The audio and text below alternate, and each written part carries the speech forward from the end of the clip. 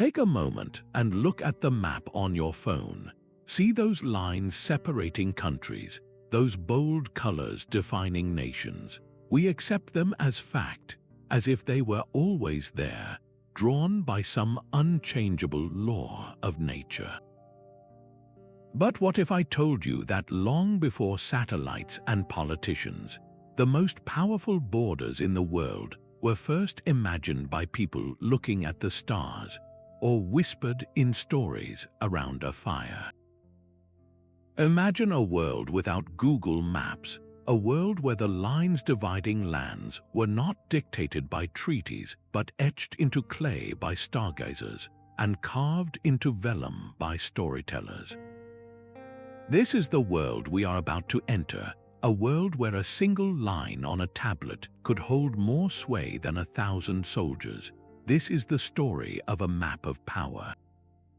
We are so accustomed to the idea of fixed political borders that we forget they are a human invention, and a relatively recent one at that. Our modern concept of territory, of a nation-state with clear, defined edges, was born from something far more primal. It emerged from myth, from precise measurement, and from a deep, fundamental human urge to carve order out of the chaos of an unknown world. The lines we see today are simply the echoes of decisions made millennia ago by individuals who held a unique and profound authority, the ancient cartographers.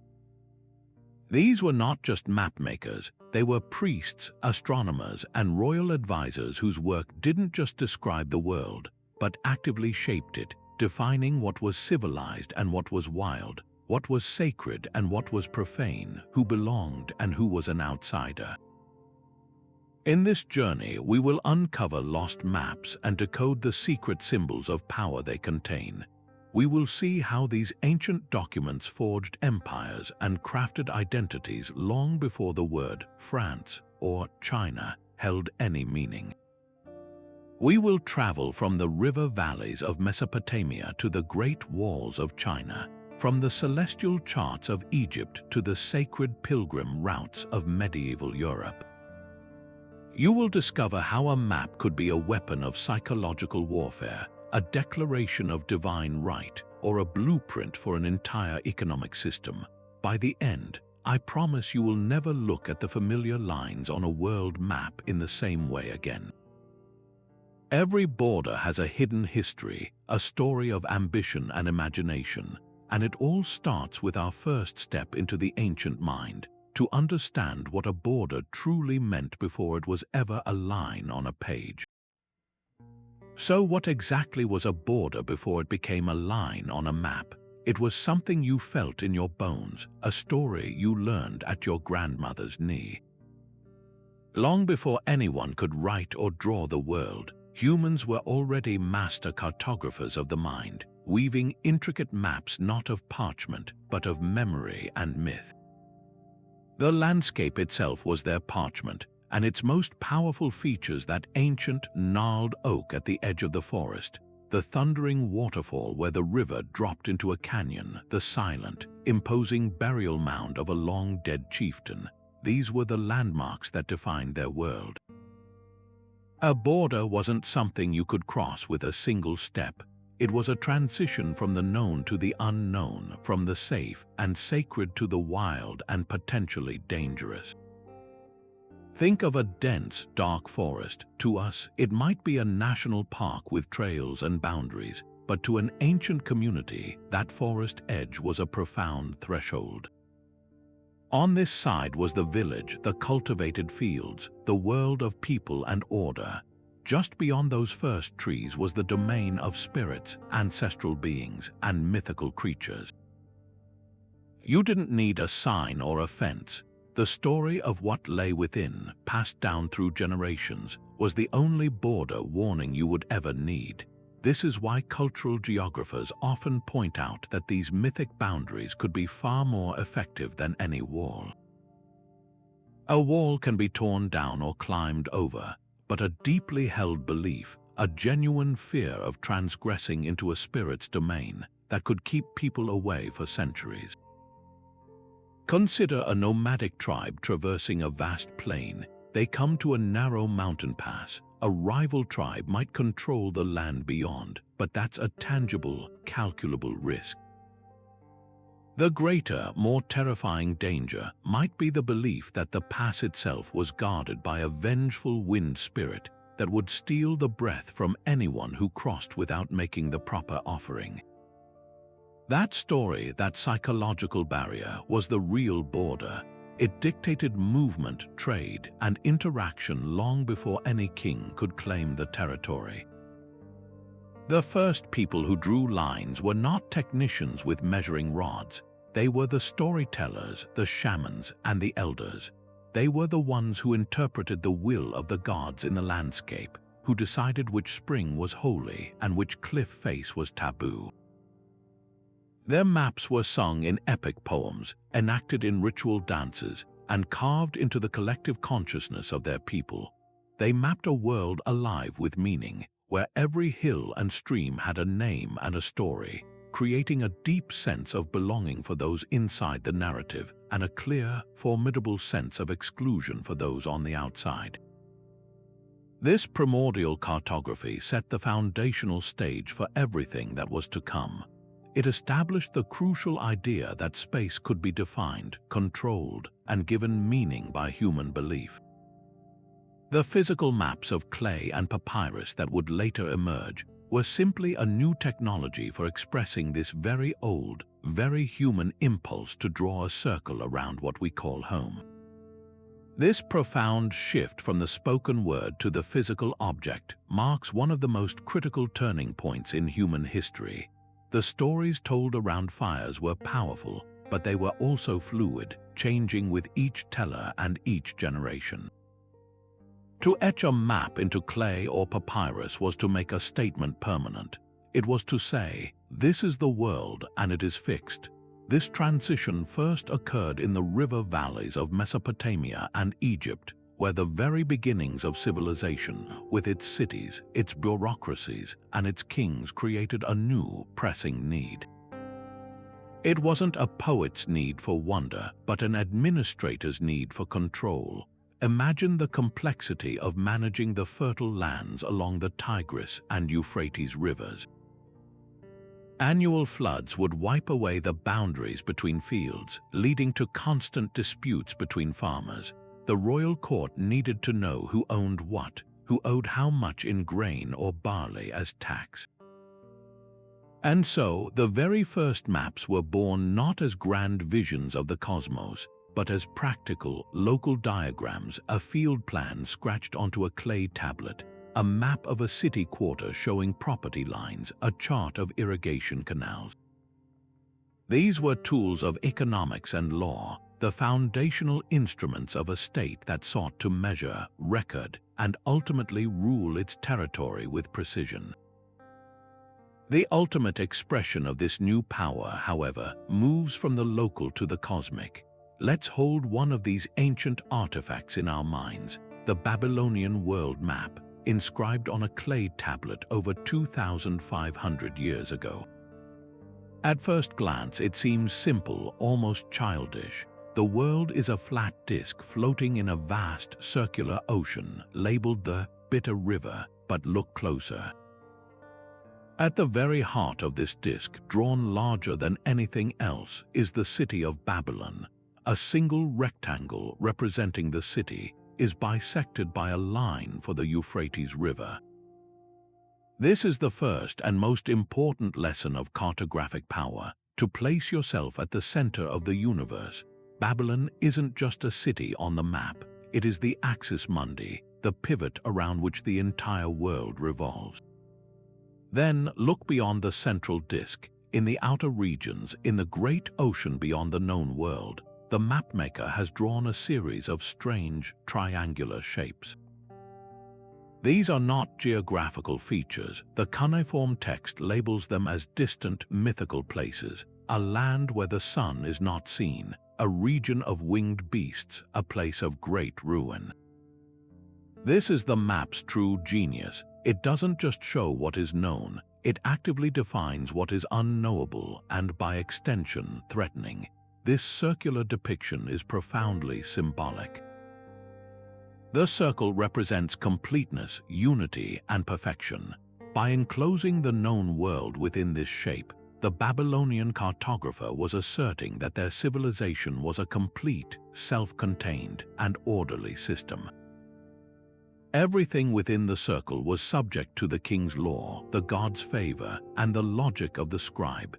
Everything outside the circle was chaos, mystery, and danger. This was not a geographical document meant for navigation.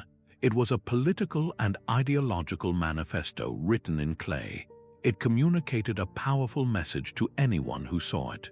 We, in Babylon, are the center of all that is civilized and ordered.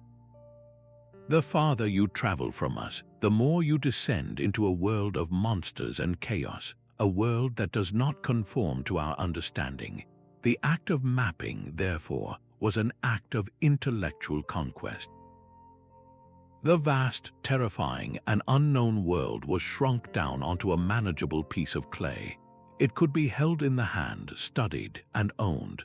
The king could point to this tablet and say, "This is my dominion," and in a very real sense, by being the one who defined its representation, he made it so.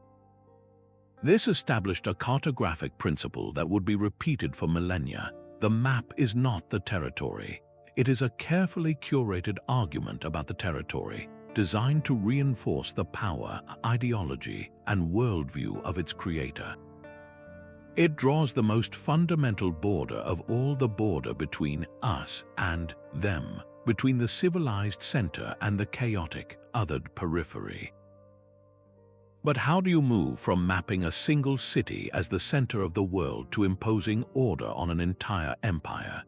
The Babylonians looked to their immediate landscape, but other ancient cultures cast their gaze much higher, finding the ultimate source of authority not in rivers or mountains, but in the silent, predictable movements of the night sky. For these civilizations, the stars were not just points of light. They were a celestial blueprint, a divine grid projected onto the earth. To draw a border was to trace a line from one heavenly body to another, making territory itself a sacred reflection of the cosmos. This practice, known as geomancy, was the belief that the earth and the heavens were intimately linked, two halves of a single, living system. As one historian of science perfectly captures it, to map the land was to map the stars, and to control one was to influence the other. This wasn't merely symbolic. It was a practical, administrative, and spiritual technology that gave human rulers a powerful, unassailable justification for their power. We can see this principle in action with breathtaking clarity in ancient Egypt. The entire rhythm of Egyptian life, and therefore its wealth and power, was dictated by the Nile's annual flood. But predicting this flood was the key to survival and prosperity.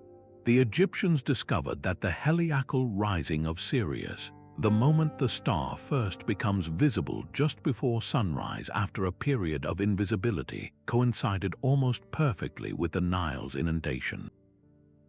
This celestial event became their anchor, their new year, and the foundation of their calendar. But their celestial cartography went much deeper. They didn't just observe the stars, they replicated them on the ground. Their magnificent temples were not randomly oriented. The Great Pyramid of Giza is famously aligned with incredible precision to the cardinal directions, its sides facing almost exactly true north, south, east, and west.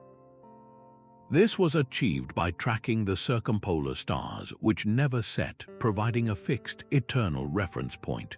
Furthermore, entire temples were aligned to specific astronomical events. The Temple of Amun-Re at Karnak, for instance, was oriented so that on the winter solstice, the rising sun would shine directly along its main axis, flooding the inner sanctuary with light and symbolically uniting the pharaoh, the sun god, and the cosmos in a single dramatic moment. These weren't just architectural feats, they were acts of geomancy. By building these structures, the Egyptians were drawing permanent, sacred lines on the earth that were dictated by the heavens, effectively making their entire territory a mirror of the celestial realm, governed by a pharaoh who was himself a god. This concept of sacred alignment was a global phenomenon. On the other side of the world, thousands of years later, we find the great Mississippian city of Cahokia in North America. Here, the people constructed a vast, earthen complex that included a gigantic central plaza oriented on a north-south axis. Most strikingly, they built a circle of tall, red cedar posts, now called woodhenge. The posts were arranged so that an observer standing at the center of the circle would see the sun rise directly over a specific post on the equinoxes and solstices. This celestial calendar likely dictated the timing of religious ceremonies, agricultural cycles, and the governance of the city. It was a border in time and space, defining the sacred center of their world and linking their community's rhythm directly to the sun's journey. This practice shows that the impulse to draw terrestrial power from celestial order was a universal human response to the need for structure and meaning. The Romans, masters of practical administration, took this cosmic principle and systematized it into a powerful tool of empire. Their land surveyors, the agrimensors, were more than just measurers. They were priests of geometry, armed with a sighting instrument called a groma. When founding a new colony in conquered territory, their first and most sacred act was the formal establishment of the Cardo and Decumanus, the two main, perpendicular streets that would form the backbone of the new town. The Decumanus was aligned to the east-west axis, often by observing the sunrise, while the Cardo ran north-south. From this central cross, they would then extend a vast, perfect grid across the surrounding countryside, a system known as centuriation. Each square in the grid was a centuria, a standardized plot of land that could be allocated to retired legionaries or settlers. This was an act of supreme power. With their celestial observations and rigid geometry, the agrimensors were literally stamping the Roman template onto the landscape, erasing the old, irregular tribal boundaries and replacing them with a rational, measurable, and taxable new order. The power of this system was not just in its efficiency for land distribution and taxation, but in its unshakable authority. A boundary stone placed by an agrimensor wasn't just a marker, it was a point on a grid that stretched back to the celestial crossroads of the Cardo and Decumanus. To dispute such a border was not just to argue with a local official, it was to challenge an order that was divinely sanctioned, an order that connected your humble farm plot to the path of the sun itself. This imbued Roman borders with a quality of divine permanence, making them seem as unchangeable as the stars that had dictated their creation. This celestial authority, this idea that the stars themselves dictated the lines on the earth, culminated in one of the most potent political concepts of the ancient world, the belief that the power to map was a divine right bestowed directly upon a ruler. This was not about mere technical skill. It was a sacred privilege, a demonstration that a king or emperor possessed a unique, heavenly mandate to define and control the very shape of his dominion. Across the globe, from the river basins of China to the rainforests of Mesoamerica, we see this principle in action, where cartography was less a science and more a form of state-sponsored theology. The ruler who could accurately chart his lands was by extension proving his harmonious relationship with the cosmos, showing his people that his rule was not just politically powerful but cosmically correct. Consider the legendary story of Emperor Yu the Great in ancient China. His fame rests not on winning a great battle, but on his monumental feat of hydraulic engineering taming a catastrophic kingdom-wide flood. The legends describe how Yu spent years dredging rivers, carving out channels, and redirecting floodwaters, but his work went far beyond simple disaster relief. In the process of controlling the waters, he was also, according to the historical texts, defining the 9 provinces. This was a simultaneous act of environmental management and political cartography.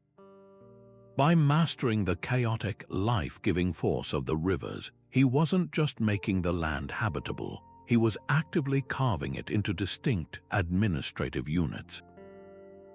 Each province he defined became a geopolitical entity, a building block of the Chinese state. Yu's map, therefore, was not a passive record of what existed. It was the blueprint for a new, orderly world created from the primal chaos of the flood. His authority to draw these borders came from his perceived divinity and his unparalleled service to the people, establishing a powerful precedent. The righteous ruler is the one who imposes order on chaos, and the map is the ultimate proof of that order. This fusion of cosmic authority and cartographic power finds another breathtaking expression in the world of the classic Maya. Their surviving books, known as codices, are filled with intricate maps that are completely unlike our modern geographical charts. A Maya map is not a straightforward depiction of roads and cities. Instead, it is a dense tapestry where geography, history, and cosmology are woven into a single, inseparable narrative. A single page might show a particular city-state, but it will also depict the ruling king performing a ritual at a specific date in the Maya long count calendar, an event that itself corresponds to a significant alignment of planets or the journey of a god through the underworld. The physical territory of the city, the historical reign of the king, and the cyclical motion of the cosmos are all presented as interconnected parts of a single, sacred reality. An in-depth look at these codices reveals their true purpose. They were not created for merchants to find their way or for farmers to know their fields.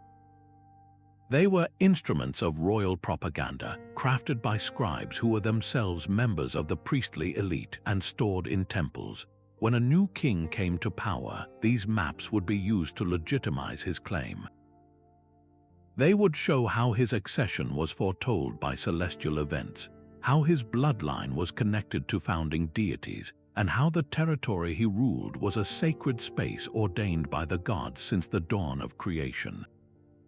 For the average person, these maps were likely only seen during public ceremonies, unrolled or displayed to awe and intimidate. They communicated a clear, unassailable message.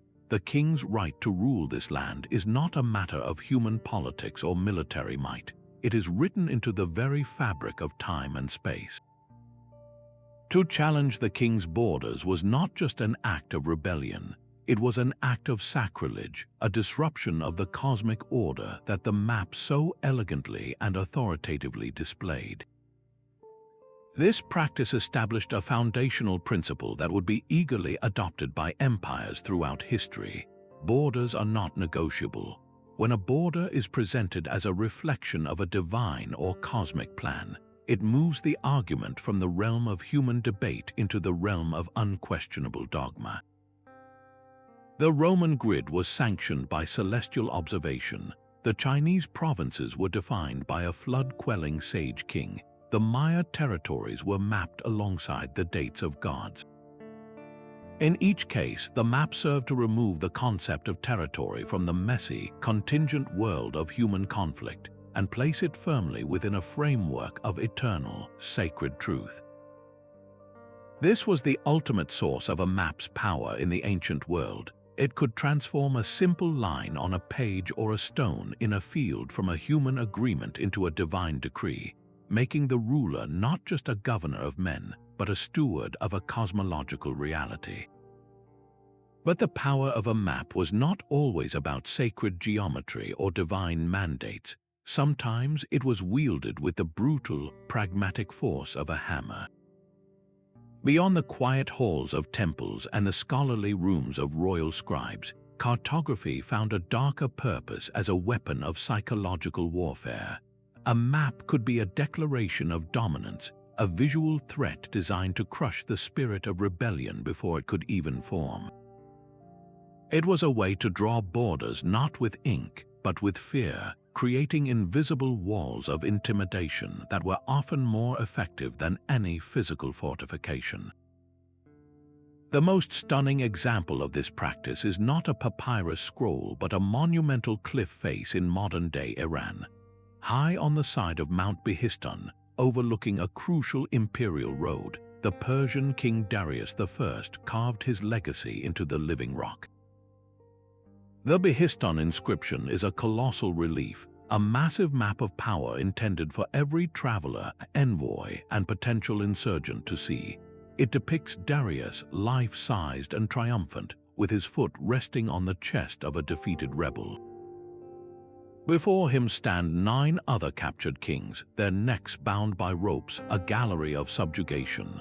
The visual is accompanied by a lengthy text, painstakingly carved in 3 different languages, listing the vast sweep of territories that comprise the Persian Empire from the Indus Valley to the fringes of Greece.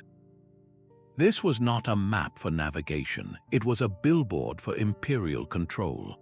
As one military historian notes, the primary audience for such a display was not the loyal subject, but the restless rival and the conquered people. Its purpose was to demoralize. A merchant traveling that road would see this immense carving and understand the sheer, overwhelming scale of the power that governed his world.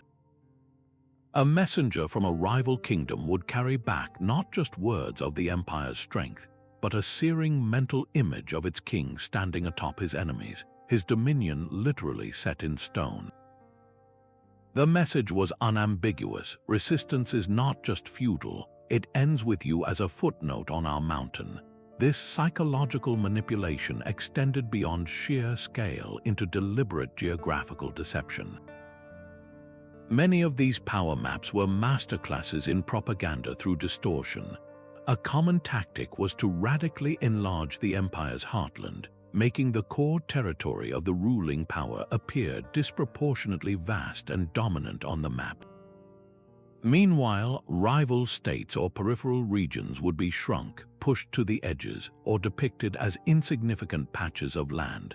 This was a cartographic sleight of hand, but its effect was profound. It manipulated the very perception of space to reinforce a hierarchy of power. If you were a provincial governor looking at a map where your own province was a tiny speck next to the colossal blob representing the imperial center, your sense of importance and potential for independent action would be subtly, yet powerfully, diminished. The map told you that you were small and the center was everything. This practice created a cognitive border, a mental line that separated the important from the insignificant, the powerful from the powerless, long before any traveler reached a physical frontier. The Romans perfected this art of psychological cartography with the former Urbis Romi, a massive marble map of the city of Rome that was mounted on a public wall in the 2nd century AD. While it served a practical administrative purpose, its public display was a powerful statement. It depicted every temple, every apartment block, every street and sewer of the capital in staggering detail. For a visiting chieftain from a recently conquered territory in Britannia or Gaul, seeing this map would have been an overwhelming experience. The sheer complexity, the monumental scale, and the intricate order of the city, all rendered in permanent marble, communicated a terrifying message.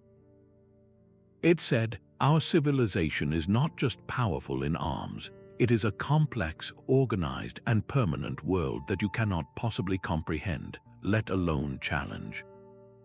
The map became a symbol of an unassailable administrative and cultural superiority, a border of the mind that convinced subject peoples of their own backwardness and the futility of resisting the Roman system.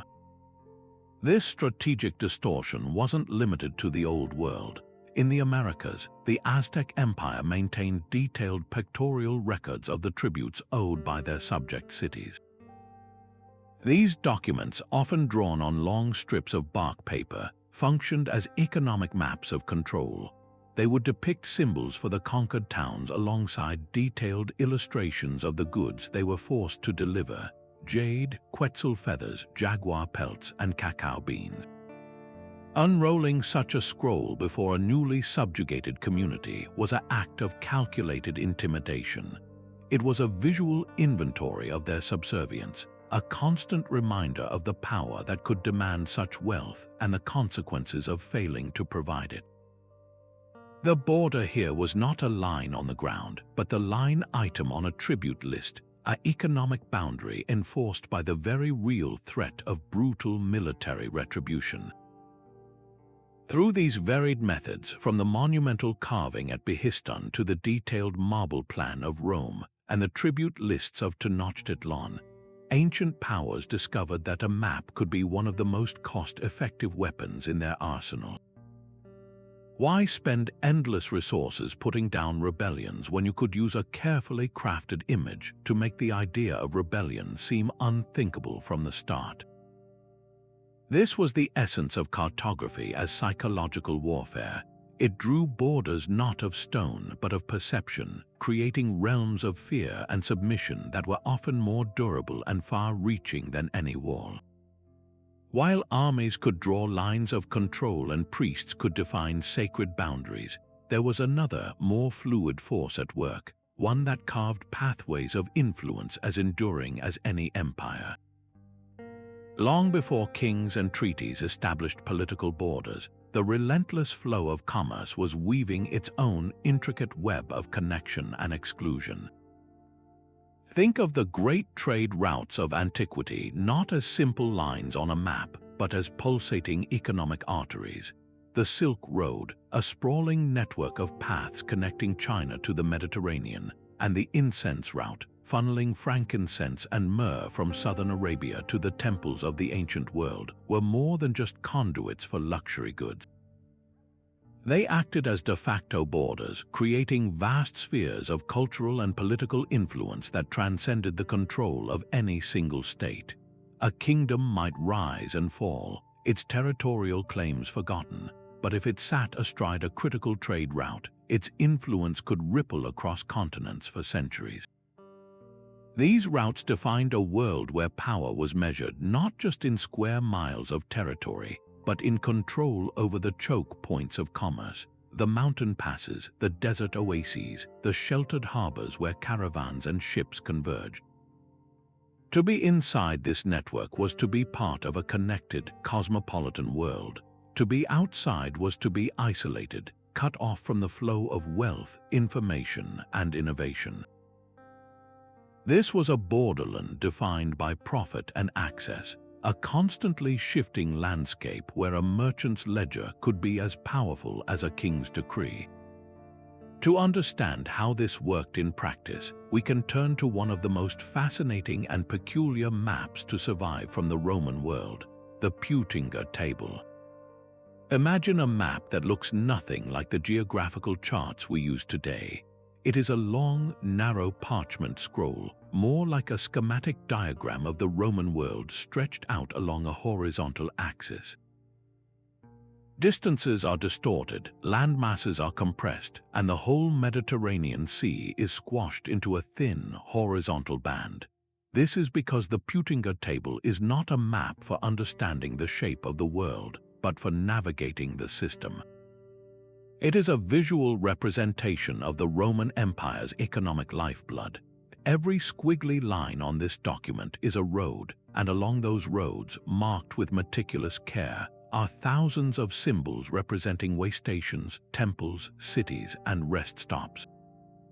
The map tells a traveler not about the mountains they must cross, but about the resources available to them on their journey. Where to find an inn, where to change horses, where to pay a toll, or where to find a major market. It is, in essence, a roadmap for commerce and imperial administration, a guide to the veins and capillaries that kept the Roman body politic alive and wealthy. The power of such a map to define economic borders becomes starkly clear when you consider what it meant for a city to be included, or, just as importantly, excluded. If your city was a prominent dot on the Peutinger Table, connected by thick lines to other major hubs like Rome, Alexandria, or Constantinople, you existed within the Roman economic universe. You were a node in a vast network, receiving goods, news, and travelers from across the known world. Your economy was integrated, your culture was influenced by distant trends, and your political allegiance was secured by the tangible benefits of this connection. Now, imagine a town just 50 miles away from one of these main roads, but not marked on the map. For all practical purposes, that town was on the other side of an invisible but powerful economic border. It was isolated, its economy likely local and subsistence-based, its culture more insular, and its political importance minimal. The Roman state, by maintaining and mapping this network, was actively drawing a line between the connected and the disconnected, the integrated and the marginalized. This was a border enforced not by legionaries, but by the simple, brutal logic of economic geography. A merchant would have no reason to divert his caravan to an unmapped town. An imperial courier would never carry an edict there. Inclusion on the map was a ticket to prosperity. Exclusion was a sentence to obscurity. This concept of economic borders shaped the destiny of entire regions far beyond the Roman Empire. Consider the powerful Nabatean kingdom, centered at the spectacular city of Petra. For centuries, the Nabateans thrived not because they controlled a vast, fertile agricultural heartland, but because they mastered the art of controlling a trade route, the incense route. They carved their magnificent capital directly into the cliffs of a narrow desert canyon, a natural choke point for caravans carrying priceless incense from Arabia to the Mediterranean. The Nabateans did not need to conquer a huge empire. Their power and wealth came from taxing and protecting this flow of goods. Their kingdom's effective border was the extent of their economic influence along this route. They built outposts and controlled water sources in the desert, effectively creating an economic territory that was far more fluid and pragmatic than a rigid political boundary. When the Romans eventually annexed the Nabatean kingdom, they were not just conquering a people, they were seizing control of a lucrative economic corridor. The border they were most interested in was not a line on a map, but the line of the trade route itself, which they then fortified and integrated into their own system, as illustrated by maps like the Peutinger Table. This leads us to a profound and reflective question about the nature of borders themselves. We are so conditioned to think of them as physical barriers, walls, fences, and fortified lines. But can a border exist without a single stone being laid, defined purely by the flow of goods and ideas? The evidence from these ancient trade networks suggests a resounding yes. The most powerful borders are sometimes the ones you cannot see or touch, the ones that exist in the patterns of exchange, the routes of communication, and the networks of dependency. A community linked to a global trade network experiences a completely different reality from one that is not, even if they are geographical neighbors. This invisible economic border determines their access to wealth, technology, and knowledge, shaping their identity and their future just as decisively as any conquering army.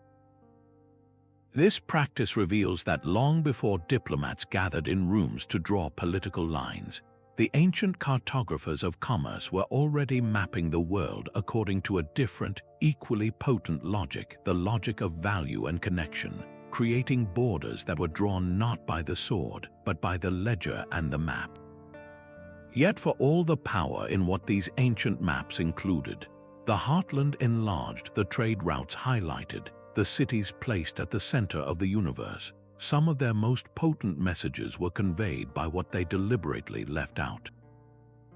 The blank spaces, the areas labeled simply as terra incognita, were not empty voids of ignorance. They were carefully considered statements, a cartographic practice of defining the world by exclusion.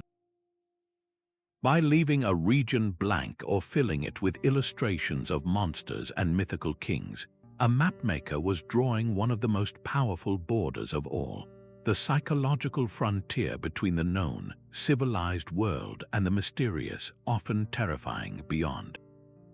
This was the fourth great practice of ancient cartography, the strategic use of the blank space to shape human ambition and fear for centuries. To understand this, we must look at one of the most influential cartographers in history, the Greek scholar Claudius Ptolemy. In the 2nd century AD, Ptolemy compiled his Geographia, a work that would dictate the Western understanding of the world for over a millennium. His maps were revolutionary for their use of coordinates, but they also contained a profound and lasting fiction. Ptolemy postulated the existence of a vast, unknown southern continent, a terra australis incognita, which he argued must exist to balance the weight of the northern landmasses. This wasn't a random guess, it was a theoretical necessity based on the Greek belief in a symmetrical, balanced world. For centuries, this blank space on the map, this hypothetical continent, acted as a powerful magnet for the European imagination. It wasn't depicted as a barren wasteland, but as a place of immense potential wealth and mystery. Explorers from the Age of Discovery, armed with Ptolemaic maps, sailed south with the explicit goal of finding this fabled land. The voyages of Ferdinand Magellan and James Cook were, in part, motivated by the desire to fill in this blank space on Ptolemy's template. The blank space, therefore, was not a passive absence of knowledge. It was an active catalyst for exploration, a cartographic siren's call that lured ships across treacherous seas and ultimately led to the colonization of Australia and the islands of the Pacific. The border it created was not one you could see, but one you had to cross, a line drawn in the minds of adventurers and empire builders that separated the charted from the uncharted, the possible from the fantastical. This practice of defining the unknown reached its artistic and theological peak in the medieval Mappa Mundi. These were not maps for travel, but diagrams of Christian belief, and their treatment of blank space is a masterclass in cartographic psychology. Take the magnificent Hereford Mappa Mundi, created around the year 1300. The known world is depicted within a perfect circle, with Jerusalem at its center and Europe, Asia, and Africa arranged around it. But the edges of this circle, the areas beyond the familiar coasts, are not left blank. They are teeming with life, but it is a terrifying, unnatural life. Here, in the margins of the world, the mapmaker has drawn a bestiary of monstrous races. There are the Cyapods, men with a single, giant foot they use to shade themselves from the sun, the Blemii, creatures with faces on their chests and no heads, and the Panoti, who have ears so large they can use them as blankets. These were not just flights of fancy, they were drawn from classical and biblical lore, and they served a crucial ideological purpose. By placing these monstrous beings at the edges, the map created a powerful moral and spiritual border. The center of the map was the holy city of Jerusalem, the locus of divine order and salvation. The farther out you traveled, both geographically and spiritually, the more you descended into a world of chaos, deformity, and sin. The map communicated that to venture into these blank, monstrous spaces was to risk not just physical danger, but spiritual corruption. The border was clear. Inside the circle was Christendom. Outside was a realm of wonder and terror that defied God's natural order. This was a border designed to comfort those within it, reinforcing their identity as part of a sacred, orderly community, while simultaneously terrifying them about the perils that lay beyond its confines. The phrase, "Here be dragons," has become a popular legend, though it rarely appears on actual historical maps. Its power, however, captures the essence of this practice perfectly. Whether through text or image, labeling the unknown with markers of danger was a way to control ambition and curiosity. It was a warning from the cartographer, often acting on behalf of state or church, that certain frontiers were not meant to be crossed. These labels created a cognitive barrier that could be more effective than any physical obstacle. A sailor might brave a storm or a rival ship, but would he dare sail towards a coastline explicitly marked as the home of sea serpents? This cartographic practice was a form of soft power, a way to direct the flow of exploration, trade, and settlement by manipulating the fears and beliefs of those who used the maps. The blank spaces and their monstrous inhabitants defined the ultimate border, the limit of the human world, beyond which lay only mystery and myth. This practice of exclusion did not just reflect a lack of knowledge, it actively shaped the course of history, determining which lands would be sought after as prizes and which would be avoided as perilous wastelands for generations. Now, let's turn from the invisible borders of trade and the psychological power of blank spaces to a practice that touches the very ground beneath our feet, transforming the intimate, fluid relationship between people and their land into something rigid, measurable, and taxable. This is the story of the cadastral map, a tool that fundamentally changed human society by codifying custom into law.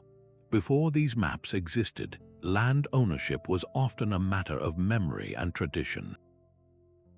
Your family's plot might be understood to extend from the old oak tree to the bend in the creek, a boundary known to everyone in the village, passed down through stories and witnessed by generations.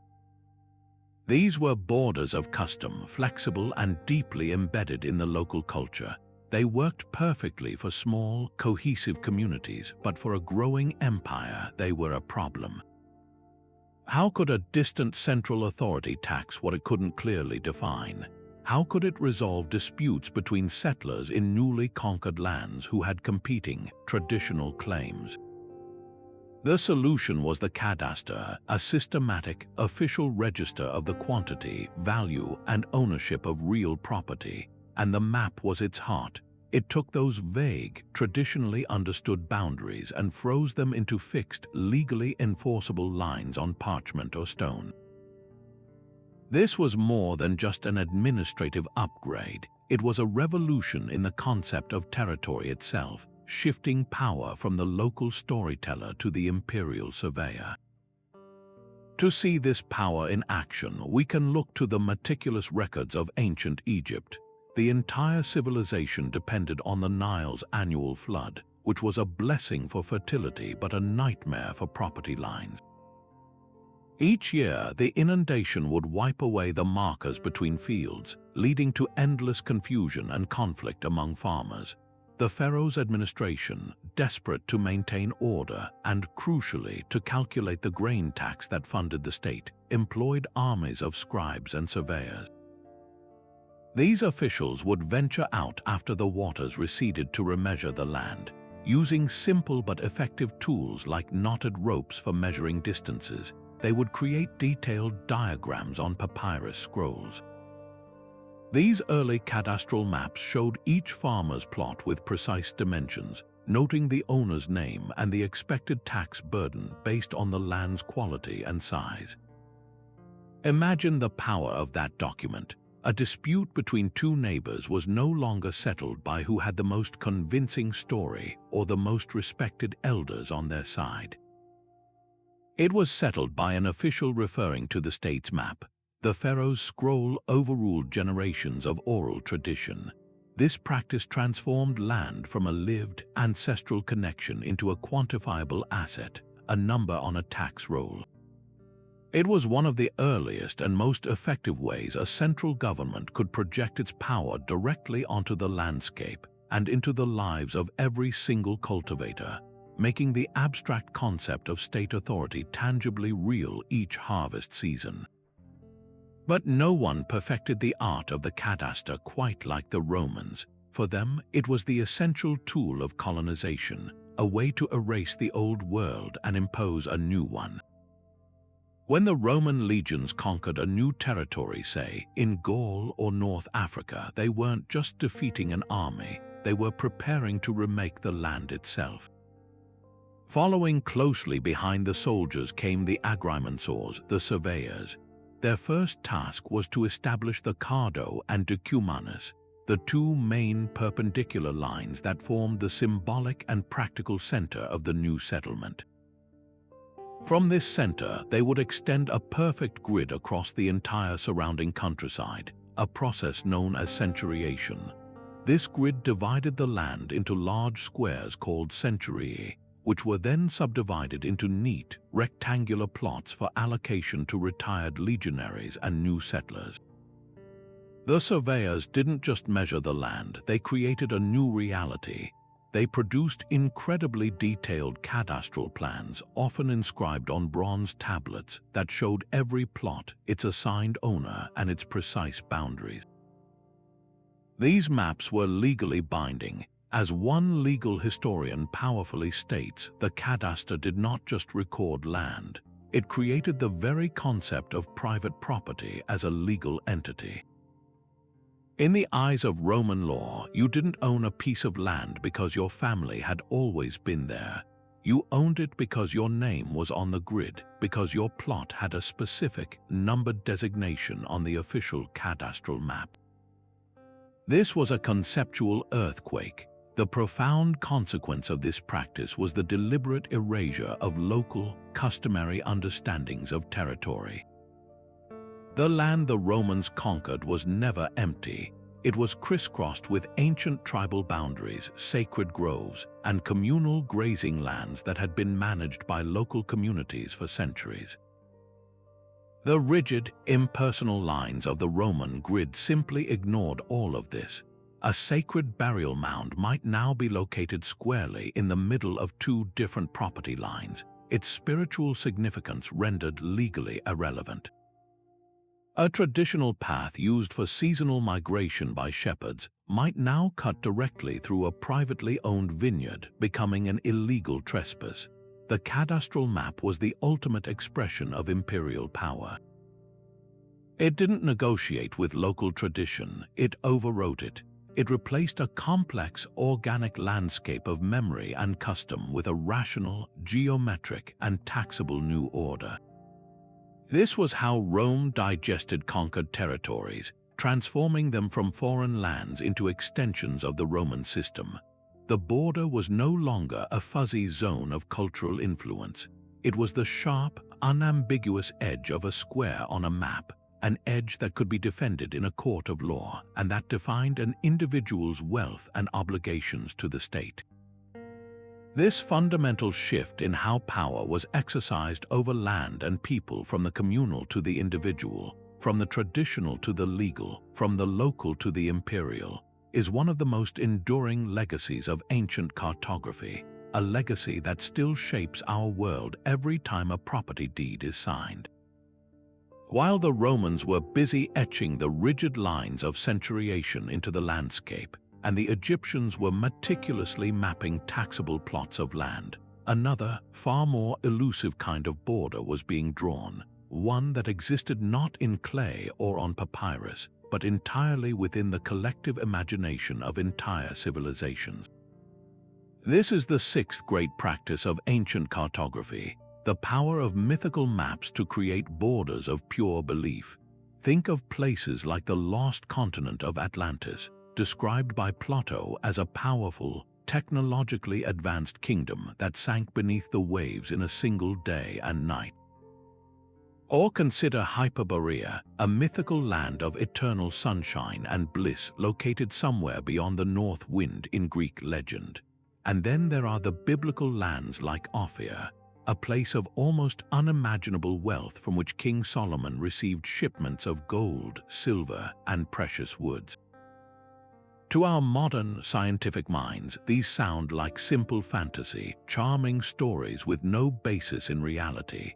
But for the ancient and medieval world, they were something far more potent. They were aspirational borders. They represented the ultimate elsewhere, a geographical goalpost that defined the limits of what was possible, desirable, and holy.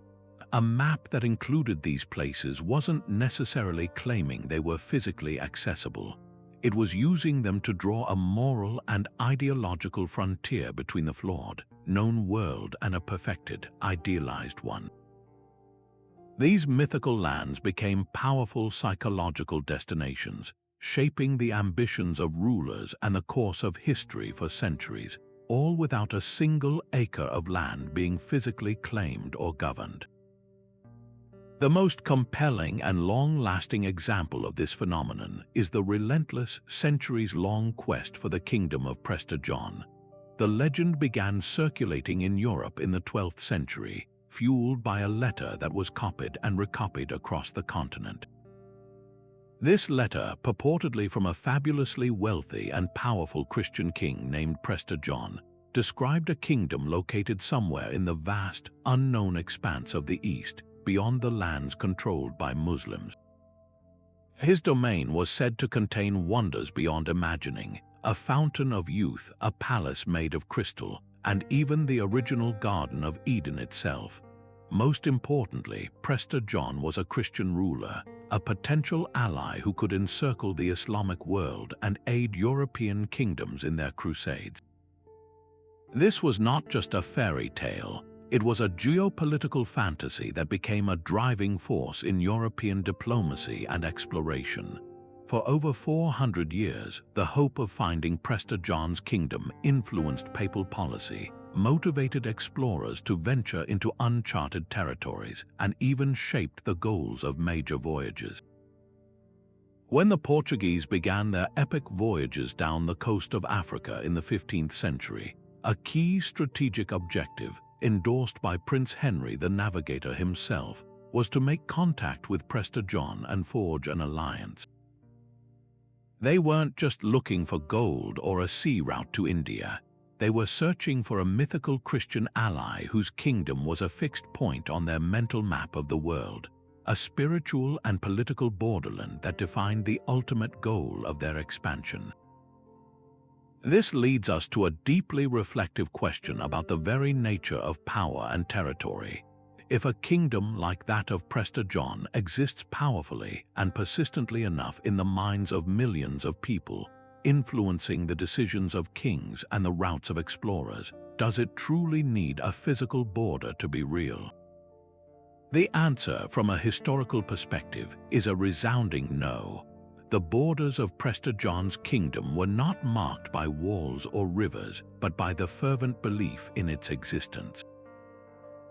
This belief created a very real border in the minds of European cartographers and strategists, a border that separated the known Christian world from a hoped-for allied Christian utopia that lay just beyond the horizon of their knowledge. This cognitive territory was so potent that it redirected the flow of history, sending ships and embassies into the heart of Africa and Asia on a quest for a phantom. The power of this mythical map was so profound that when European explorers finally did make contact with the powerful Christian kingdom of Ethiopia in the 15th century, they were initially convinced they had found the legendary Prester John. The reality of Ethiopia, a complex and ancient kingdom with its own rich history, was immediately filtered through and reshaped by the European myth. The map in their minds had, in a sense, created the reality they perceived, demonstrating that a border drawn by belief could be just as consequential as one drawn by a surveyor. This practice of projecting power through cartographic belief extended far beyond the Christian world. In Chinese cosmology, the concept of a mythical, perfect land was often projected into the past rather than across space. The legendary peach blossom spring, described by the poet Tao Yuanming, was a hidden utopia discovered by a fisherman, a peaceful and harmonious society that had escaped the turmoil of the outside world. After his visit, he could never find it again. This story created a different kind of aspirational border, not one to be conquered, but one to be yearned for, a philosophical and spiritual ideal that defined the boundaries of a well-ordered society. It was a border of nostalgia and moral perfection, a map of the soul that every righteous ruler was encouraged to emulate within his own domain. Similarly, the Islamic world had its own legendary geographies, including the City of Brass from the 1001 Nights, a place of immense wealth and advanced knowledge, often depicted on maps as a goal for the righteous and a warning against greed. These mythical places served as moral compasses, orienting entire cultures toward a set of ideals and defining the boundaries between worldly imperfection and divine perfection. They were the ultimate there, a destination that gave meaning and direction to the here, proving that the most powerful borders are sometimes the ones we can only visit in our dreams, yet they guide our waking footsteps with undeniable force. But what happens when the very line you draw refuses to stay put, when the border itself is a living, breathing, and constantly shifting entity? This brings us to a fascinating and uniquely challenging practice of ancient cartography, the art of hydrocartography, where the mapmaker had to contend with borders made of water. Unlike the rigid lines of a Roman grid or the psychological barrier of a blank space on a map, the world's great rivers presented a completely different problem. They were dynamic, living borders. Think of the Nile, the Tigris and Euphrates, or the Rhine. These were not passive blue lines on a parchment. They were active, powerful agents that actively defined and redefined territory with every seasonal flood. A border that could move, shrink, or expand from one year to the next created a monumental challenge for any state that relied on fixed boundaries for taxation, law, and control. This practice forced a conversation between the immutable will of the cartographer and the immutable forces of nature, a tension that defined the exercise of power along the world's great river valleys. We can see this intricate dance between human administration and natural force with stunning clarity in ancient Egypt. The entire civilization was quite literally the gift of the Nile. Each year, the river would flood, depositing rich, fertile silt across its floodplain, making agriculture possible in the middle of a desert. But this annual miracle was also an annual administrative nightmare. The floodwaters would obliterate the boundary markers between fields, wiping the slate clean and creating the potential for endless disputes among farmers. For the pharaoh's government, this was a direct threat to its stability. The state's wealth was measured in grain, and grain came from taxed land. If you couldn't determine who owned which plot, you couldn't collect your taxes. The solution was a highly sophisticated system of hydrocartography. Scribes and surveyors, armed with knotted ropes for measuring, would venture out after the waters receded to meticulously remap the entire landscape. They created detailed cadastral maps on papyrus that showed each field's precise dimensions and its owner, but these maps went beyond simple property lines. Surveying records show that the Egyptians also kept incredibly precise measurements of the Nile's flood levels, using structures known as nilometers, stone staircases or columns marked with cubits that descended into the river. The height of the flood was critically important. A flood that was too low meant famine, a flood that was too high meant destruction, but a perfect flood meant a bountiful harvest and a correspondingly high tax assessment. The map, therefore, was not a static picture.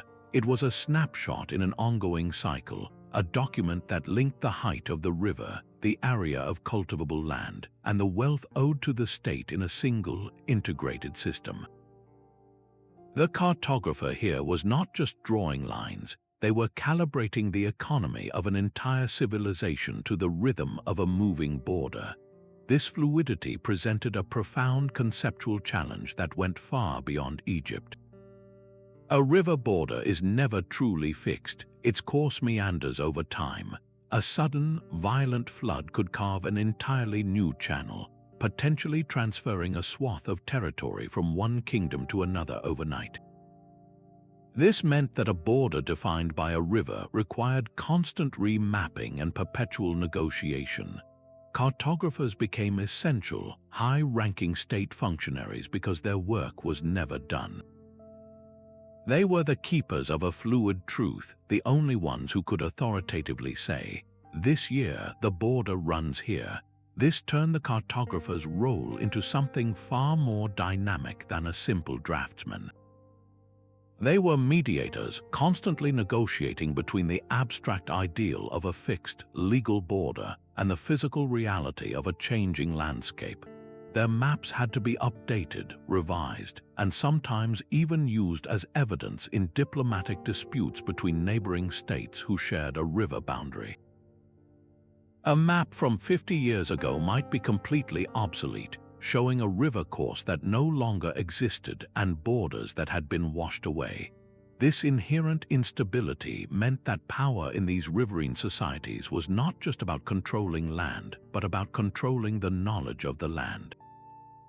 The state that could most accurately and frequently map its shifting borders held a significant advantage, able to assert its claims with data and precision against rivals who might be relying on outdated or traditional understandings. This complex interplay is beautifully illustrated by the situation along the Tigris and Euphrates in Mesopotamia. Here, the rivers were not just borders between fields, but the arteries of competing city-states and empires. The course of these rivers could change dramatically, and a shift in the Euphrates could mean the difference between a thriving city and an abandoned ruin. Control over water was synonymous with control over life itself, and this extended to the cartographic representation of water. Maps from the region often show intricate networks of canals, which were monumental feats of engineering. These canals were not just for irrigation. They were deliberate, human-drawn borders, attempts to channel and control the natural fluidity of the rivers for political and economic ends. By building a canal, a ruler was effectively redrawing the map, extending his influence and his tax base into new areas. The cartographer followed, mapping these new, man-made rivers, which were now more stable and predictable borders than the natural ones. This practice represents the ultimate expression of hydrocartography, not just accepting the river as a moving border, but actively intervening to reshape it, to impose a more permanent human will upon the natural chaos. It was a constant, high-stakes battle between the cartographer's desire for fixed lines and the river's relentless, flowing nature, a battle that defined the rise and fall of empires in the Fertile Crescent. So far, we have seen borders drawn by belief, by trade, and by the stars themselves. But what happens when a civilization decides to stop drawing lines on parchment and start carving them directly into the earth? This is the moment the map becomes a monument, the moment a border is given a physical, intimidating form that can be seen for miles. We move now from the fluid and the mythical to the ultimate expression of a fixed, unyielding boundary, the Great Defensive Wall.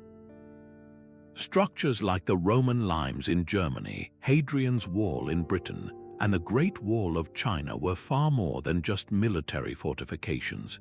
They were cartographic lines made manifest in stone, timber, and earth. They represented a civilization's most colossal investment of labor and resources for a single, profound purpose, to impose a definitive, undeniable here and there upon the landscape. A wall of this scale is a statement of absolute control, a declaration that the abstract concept of a border has been made permanent, visible, and armed. To understand their true function, we must look beyond their military role. Take Hadrian's Wall, stretching 73 miles across the narrow neck of northern Britain. Yes, it was a formidable barrier against raiding parties from the north, with its forts, watchtowers, and patrolling soldiers, but to see it only as a defensive line is to miss half its story. Archaeological excavations have revealed that the wall was punctuated by controlled gateways at every mile castle and fort. These were not just sally ports for soldiers, they were bustling customs and immigration checkpoints. Think of them as the ancient equivalent of a border crossing. Local tribespeople who lived north of the wall would come to these gates to trade their goods, livestock, hides, perhaps grain, with the Roman-dominated south. Roman officials would be stationed there to monitor the flow of people, levy taxes on goods, and control who entered the empire's territory. The wall, therefore, was a tool for regulating the economy and managing population movement. It created a controlled interface between the Roman world and the world beyond, filtering every interaction through the lens of imperial authority. It wasn't designed to stop all contact. It was designed to manage it entirely on Rome's terms, turning a potential threat into a regulated, taxable economic relationship. This complex reality is highlighted by archaeologists who study these structures. As one expert focusing on the Roman frontiers notes, these massive walls often did not create entirely new borders out of nothing. Instead, they frequently followed older, pre-existing divisions in the landscape. The Limes in Germany, a long frontier of wooden palisades, forts, and watchtowers, often traced the natural line of a river or a ridge, a boundary that had likely been recognized for generations by the local Germanic tribes. Similarly, Hadrian's Wall was built just north of the Steingate, an older Roman road that had already served as a de facto military and cultural boundary. What the Romans did was to fossilize these existing, often fuzzy, tribal or natural boundaries. They took a line that was understood traditionally and gave it a brutal, permanent form. This act of cartographic power had a profound psychological and cultural impact. Over generations, the people living on either side of the wall began to see themselves differently. Those to the south became Roman or at least part of the Roman system, while those to the north developed a distinct identity defined in opposition to that immense stone barrier. The wall didn't just mark a border, it actively forged the identities of the peoples it separated, creating regional distinctions that, in some cases, would endure for millennia. This principle of monumental border making finds its most epic expression in the Great Wall of China. While often thought of as a single, continuous wall, it is actually a series of walls and fortifications built and rebuilt by different dynasties over 2,000 years. Its scale is almost incomprehensible, snaking across mountains and deserts for thousands of miles. Like the Roman walls, its military function was paramount, to defend against incursions from the steppe nomads of the north. But its symbolic power was even greater. For the Chinese emperors, the Great Wall was the ultimate cartographic statement.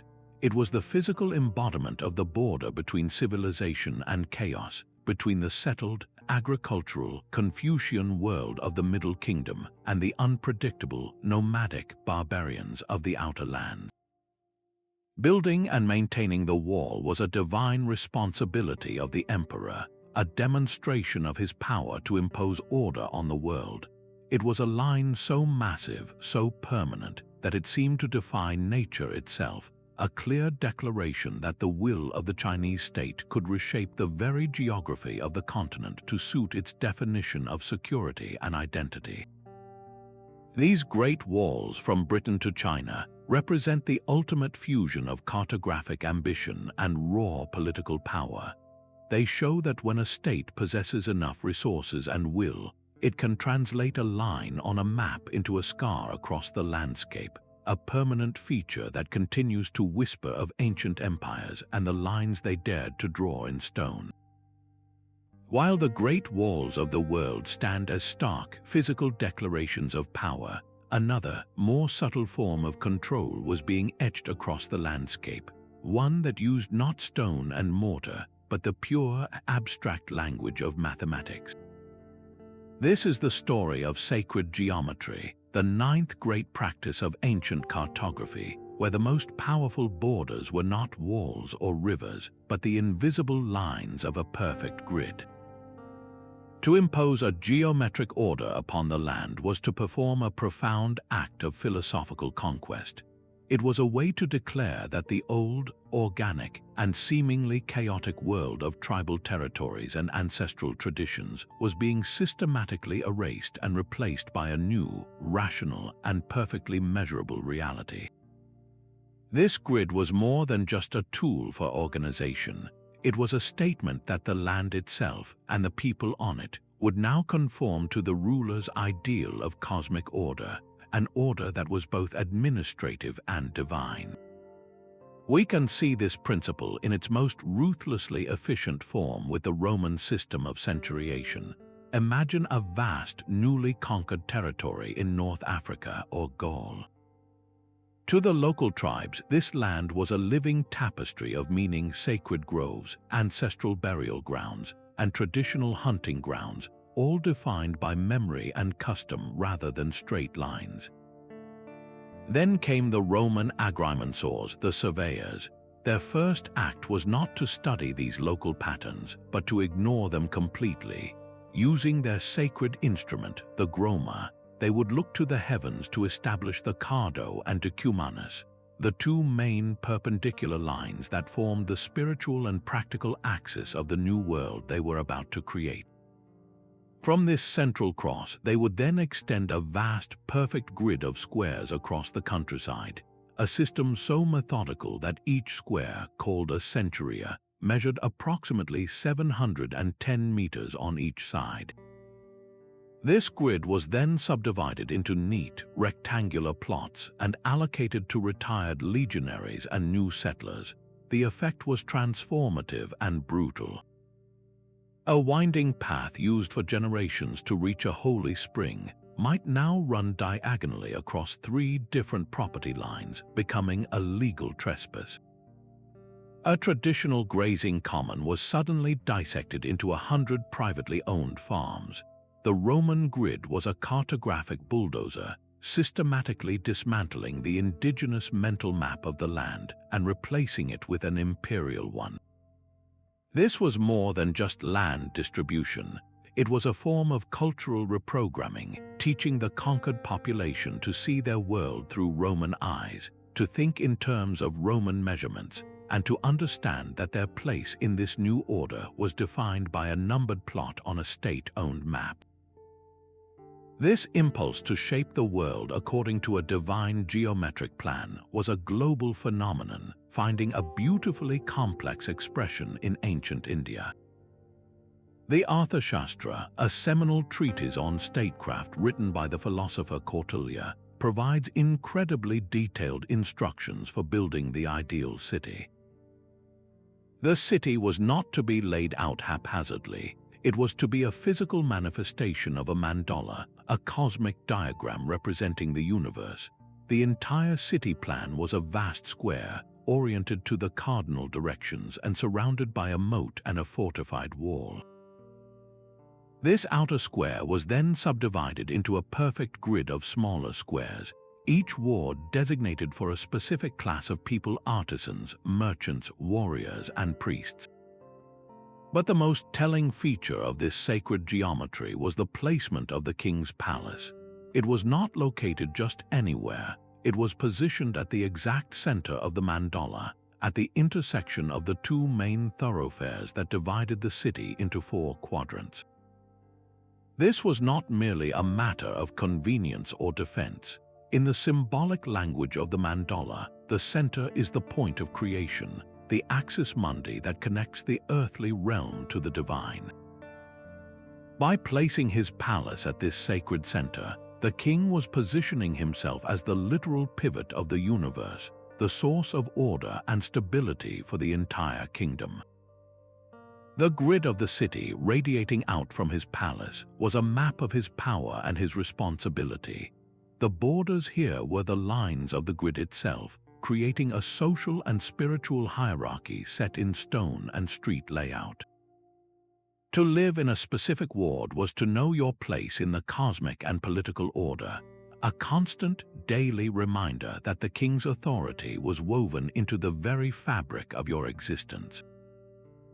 The power of this geometric conquest lay in its claim to universal and divine truth.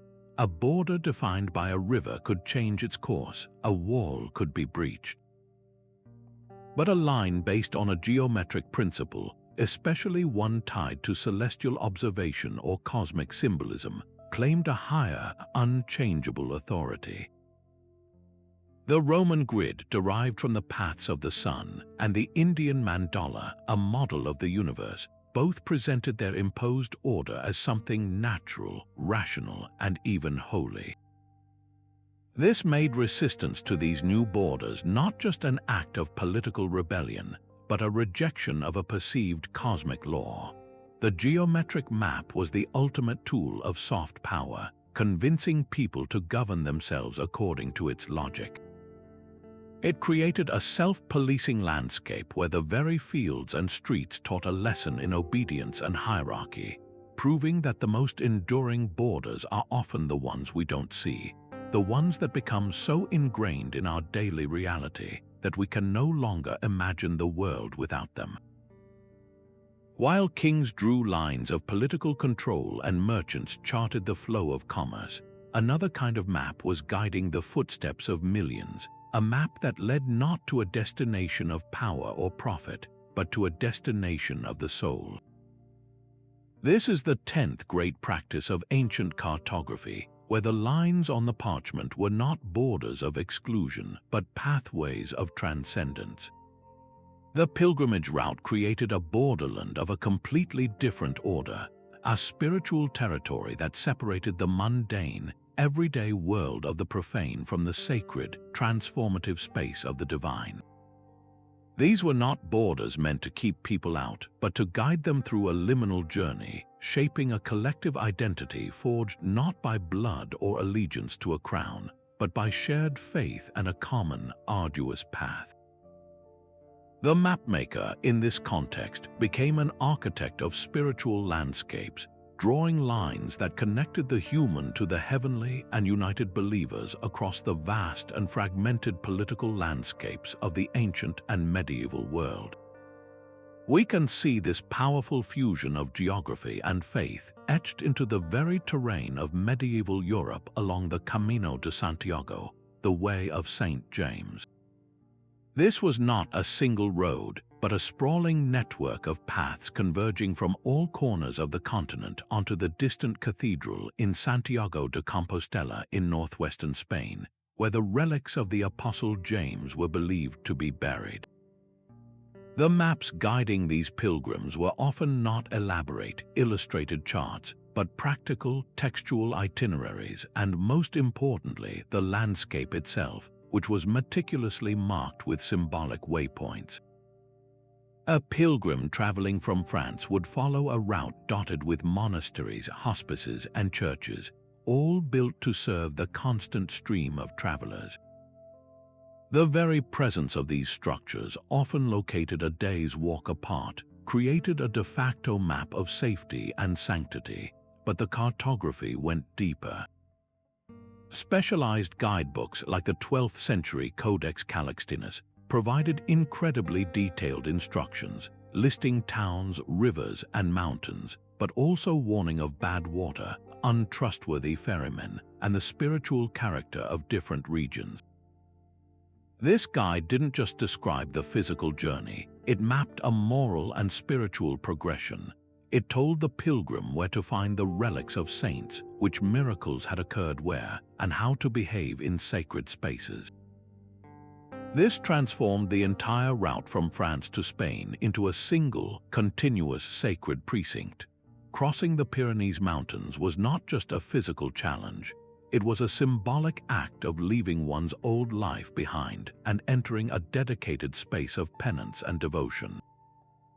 The border here was the entire journey itself, a moving, experiential border that the pilgrim carried within them, a line they crossed with every step that took them farther from home and deeper into a state of grace. The power of these pilgrimage maps to transcend political borders is stunningly illustrated by the Tabula Peutingeriana, a fascinating medieval copy of a late Roman road map. This document, a long, narrow parchment scroll over 22 feet long, depicts the entire Roman world from Britain to India. It is wildly distorted geographically. Land masses are compressed, and the Mediterranean Sea is a thin ribbon of blue. But its purpose was not geographical accuracy. It was diagrammatic, designed to show the network of roads and the distances between towns. For our story, its most telling feature is its depiction of the routes to the Holy Land. Jerusalem is not just another city on this map. It is given monumental importance, depicted as a commanding, walled figure, a visual anchor in the sprawling network of lines. The roads leading to it are clearly marked, highlighting the path a pilgrim would take from the heart of Europe to the center of the Christian world. This made the Tabula Peutingeriana a powerful piece of religious propaganda. In an era when the actual political control of Jerusalem was fiercely contested between Christians and Muslims, this Roman-derived map presented a different reality. It showed a world still conceptually unified by Roman roads, all leading inevitably to the Christian holy city. It created a cognitive map for a European Christian, reinforcing the idea that despite the political and military chaos, the true spiritual geography of the world still centered on Jerusalem, and the pathways to get there were still open and defined. It was a map that drew a border of faith right through the middle of hostile political territories, inspiring kings and commoners alike to undertake the perilous journey. This concept of a faith-drawn border was by no means exclusive to Christianity. In India, for thousands of years, the practice of pilgrimage, or Tirtha Yatra, has created an intricate and enduring spiritual cartography. Hindus undertake pilgrimages to countless sacred sites, but some of the most powerful involve following the paths of sacred rivers, particularly the Ganges. The entire river, from its source in the Himalayas to its mouth in the Bay of Bengal, is considered a goddess, Ganga Ma, and every step along its banks is holy. Elaborate textual maps found in ancient scriptures known as the Puranas describe these sacred geographies in minute detail. They don't just list towns, they describe the precise spiritual benefits of bathing at certain ghats or performing rituals at specific confluences of rivers. A pilgrimage to the source of the Ganges involves a treacherous journey into the high Himalayas, a physical ordeal that mirrors the spiritual ascent toward liberation. The map here defines a border of purity. The farther upstream one travels, the closer one gets to the divine source, and the more potent the spiritual cleansing. This creates a vertical border, a gradient of holiness, with the icy, remote headwaters representing the ultimate point of connection with the divine. These pilgrimages unite a staggeringly diverse subcontinent. A farmer from Tamil Nadu in the south and a merchant from Gujarat in the west, who might speak mutually unintelligible languages and live under different rulers, share a common identity as Hindus, partly because they both recognize the same spiritual map. They both revere the same sacred rivers and aspire to visit the same holy cities like Varanasi. The pilgrimage routes thus create a unified religious territory that has historically been more resilient and enduring than the countless political kingdoms that have risen and fallen across India. The borders drawn by faith, etched into the landscape by countless pilgrim footsteps, have proven to be some of the most indelible lines ever drawn on the human heart. And yet, for all the power of sacred geometry and spiritual pathways, a single mind working in the great library of Alexandria would ultimately devise a system that would dwarf them all in its long-term influence. Claudius Ptolemy, an astronomer and mathematician of the 2nd century AD, was not content with mapping the Roman world or even the known world. He aimed to create a framework for mapping the entire globe, a universal system that could, in theory, catalog every possible location. His monumental work, the Geographia, did not just offer a new set of maps, it presented a revolutionary new language for describing space itself. At its heart was a simple yet profound innovation, a coordinate system of latitude and longitude. Imagine overlaying the entire Earth with an invisible grid, a web of lines that could assign a unique numerical address to any point, from the bustling forum in Rome to a silent beach on a continent no European had ever seen. This was Ptolemy's grand vision. The east-west lines, the parallels of latitude, were measured from the equator. The north-south lines, the meridians of longitude, were measured from a prime meridian which he placed significantly through the Canary Islands at the very edge of the known world. This grid was not tied to any sacred mountain, any particular king's palace, or the course of a single river. It was an abstract mathematical net thrown over the planet, independent of culture, politics, or religion. It provided a blank, universal template, a master blueprint waiting to be filled in. As one historian of science perfectly captures it, Ptolemy gave the world a skeleton. Later cartographers would put flesh on its bones. This was a quantum leap in cartographic thinking, moving the very definition of a location from a story or a local landmark to a set of numbers in a global matrix. This systematic approach began the slow, monumental process of shifting how borders themselves were conceived and defined. Before Ptolemy, a border was almost always local and particular. It was the story of a spirit in a mountain pass, a king's decree carved on a cliff, the reach of a trade route, or the line of a sacred grid imposed by a conqueror. These were powerful, but they were not universal. Ptolemy's grid introduced the radical idea of a universal scientific standard. A border could now, in theory, be described not just as the river beyond the old oak tree or the edge of the centuriation grid, but as a specific line of latitude, a numerical value that held true regardless of who was looking at the map or what language they spoke. This began to move border definition out of the realm of local myth and imperial fiat and into the realm of objective or seemingly objective measurement. It suggested that the Earth itself had a natural, mathematical structure that human political divisions should, ideally, align with. Of course, Ptolemy's own data was wildly inaccurate.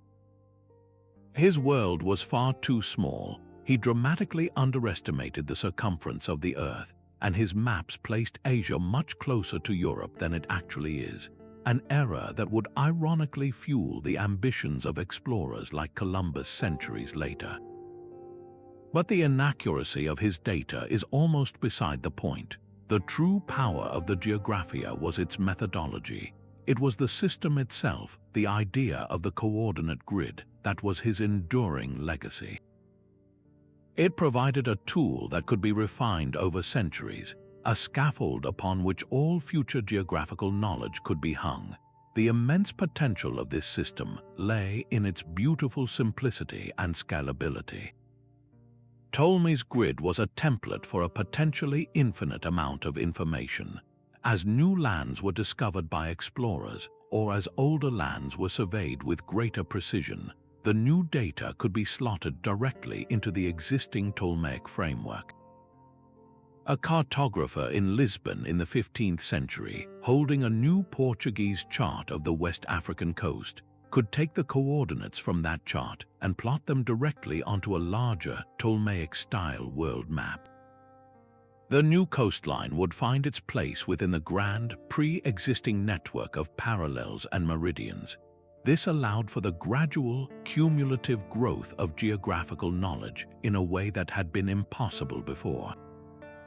Earlier maps like the Mappa Mundi or the Babylonian World Map were self-contained ideological statements. they were complete in themselves. New information often could not be integrated without fundamentally redrawing the entire map's philosophy. Ptolemy's map, by contrast, was inherently incomplete and designed to be updated. It was a scientific hypothesis in cartographic form, open to revision and expansion. This made it the perfect intellectual engine for the age of exploration. When European sailors began to venture beyond the Pillars of Hercules, they did so with Ptolemy's book in their minds, if not in their hands.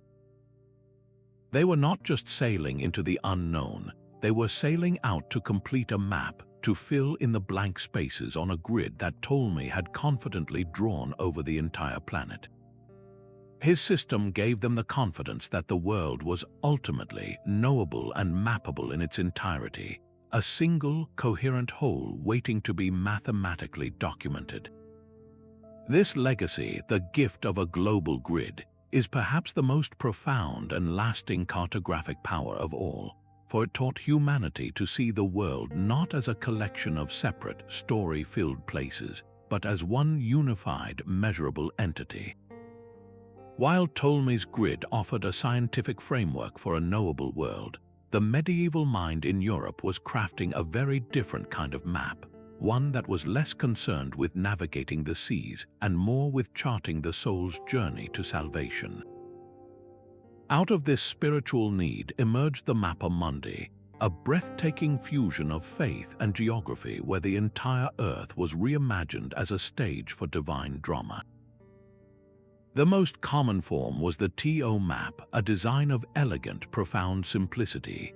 Picture a perfect circle representing the totality of the world, encompassed by a great circular ocean. Inside this ring, the three known continents, Asia, Europe, and Africa, are arranged in a shape resembling a T within an O. Asia occupies the entire top half of the circle, with Europe and Africa sharing the bottom half, separated by the vertical stem of the T, which represents the Mediterranean Sea. The horizontal bar of the T is formed by the Don and Nile rivers, dividing the continents. But the most significant feature, the very heart of this cosmic diagram, is the city placed at the center of the world, Jerusalem. This was not a geographical statement based on measurement, but a theological one. Jerusalem was the city where humanity's salvation was won, and thus it became the spiritual axis around which the entire Christian universe revolved. To look at a Mappa Mundi was not to plan a journey across land, but to contemplate the journey of history itself, from humanity's origin in the Garden of Eden, often depicted in the Far East at the top of the map, to its ultimate destiny at the Last Judgment. The borders these maps defined were not between kingdoms or empires, but between the sacred and the profane, the saved and the damned, paradise and hell. To truly grasp the power of this spiritual cartography, we can turn to a magnificent surviving example, the Hereford Mappa Mundi, created around the year 1300. This isn't a small sketch, it is a vast piece of vellum over 5 feet tall, a monumental effort to capture the entirety of God's creation. At first glance, its sheer density of detail is overwhelming. It is less a map and more a visual encyclopedia, a crowded tapestry where biblical events, classical myths, strange creatures, and real cities jostle for space. But this apparent chaos is deeply ordered by faith. Jerusalem is not just at the center, it is drawn as a grand, walled city, with a depiction of Christ crucified directly above it, visually linking the city's geography with the central event of Christian belief. From this holy center, the map radiates outward with spiritual meaning. In the Far East, at the very top, you find the Garden of Eden, shown as a circular walled garden, often with Adam and Eve inside. This placement was intentional.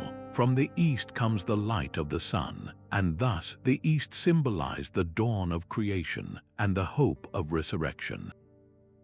Conversely, the south, at the bottom of the map, was often associated with the heat and darkness of the unknown, a place where the strange and the monstrous were thought to dwell. This is where the Mappa Mundi draws its most potent borders. The edges of the known world are not blank spaces of ignorance, but are populated with a carefully curated bestiary of monstrous races. The map illustrates the Blemii, men with faces on their chests and no heads, the Cyopods who have a single, giant foot they use to shade themselves from the sun, and the Panoti, whose ears are so large they can wrap themselves in them for warmth. These were not just flights of fancy, they were drawn from classical authors like Pliny the Elder and were incorporated into Christian cosmology to serve a specific purpose. These monstrous beings represented the spiritual and physical degeneration of humanity. The farther one traveled from the redemptive center of Jerusalem.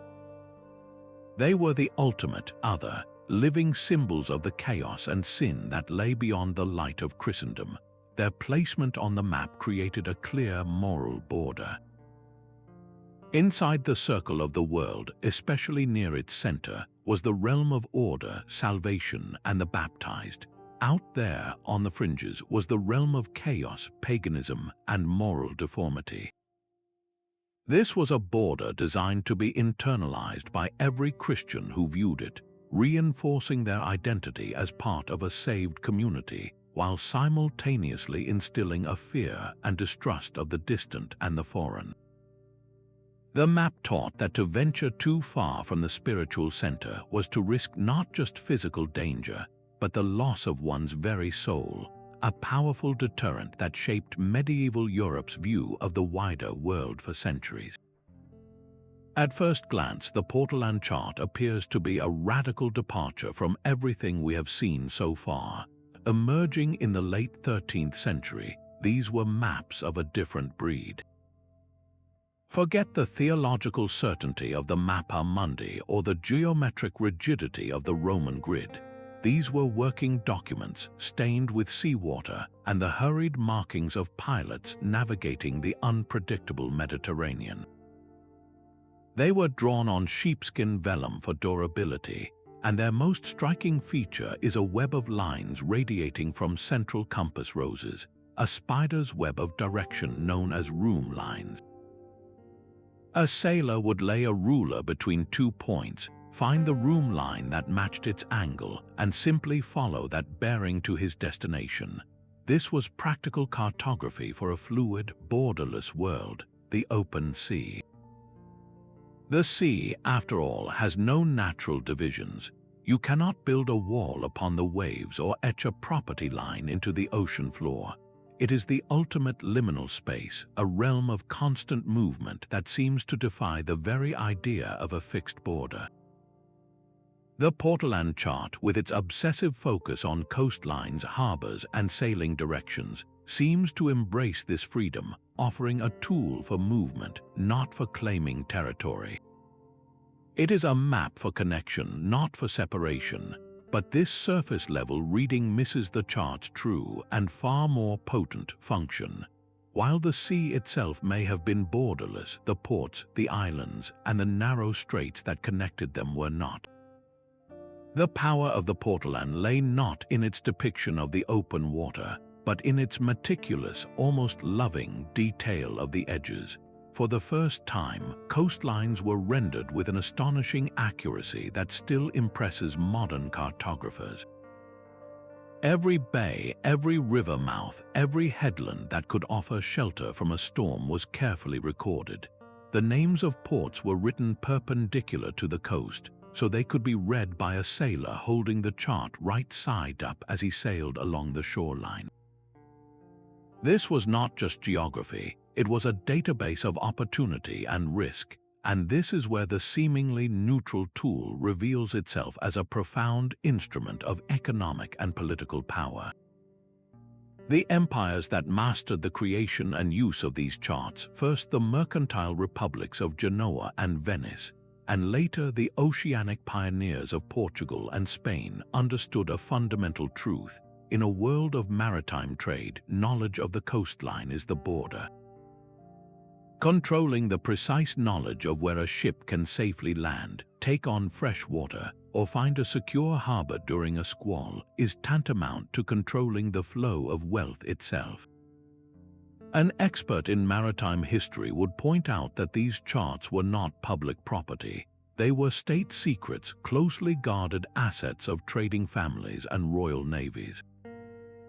The famed Carta Pisana, the oldest surviving portolan from around the late 13th century, was not meant for a common fisherman.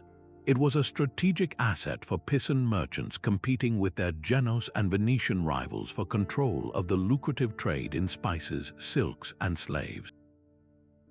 By possessing a more accurate chart, a Venetian galley captain could plot a faster, safer route from the Aegean to the home lagoon, undercutting his competitors and ensuring his city's dominance. The chart itself became a competitive edge, a way of drawing an invisible economic border around a trade route.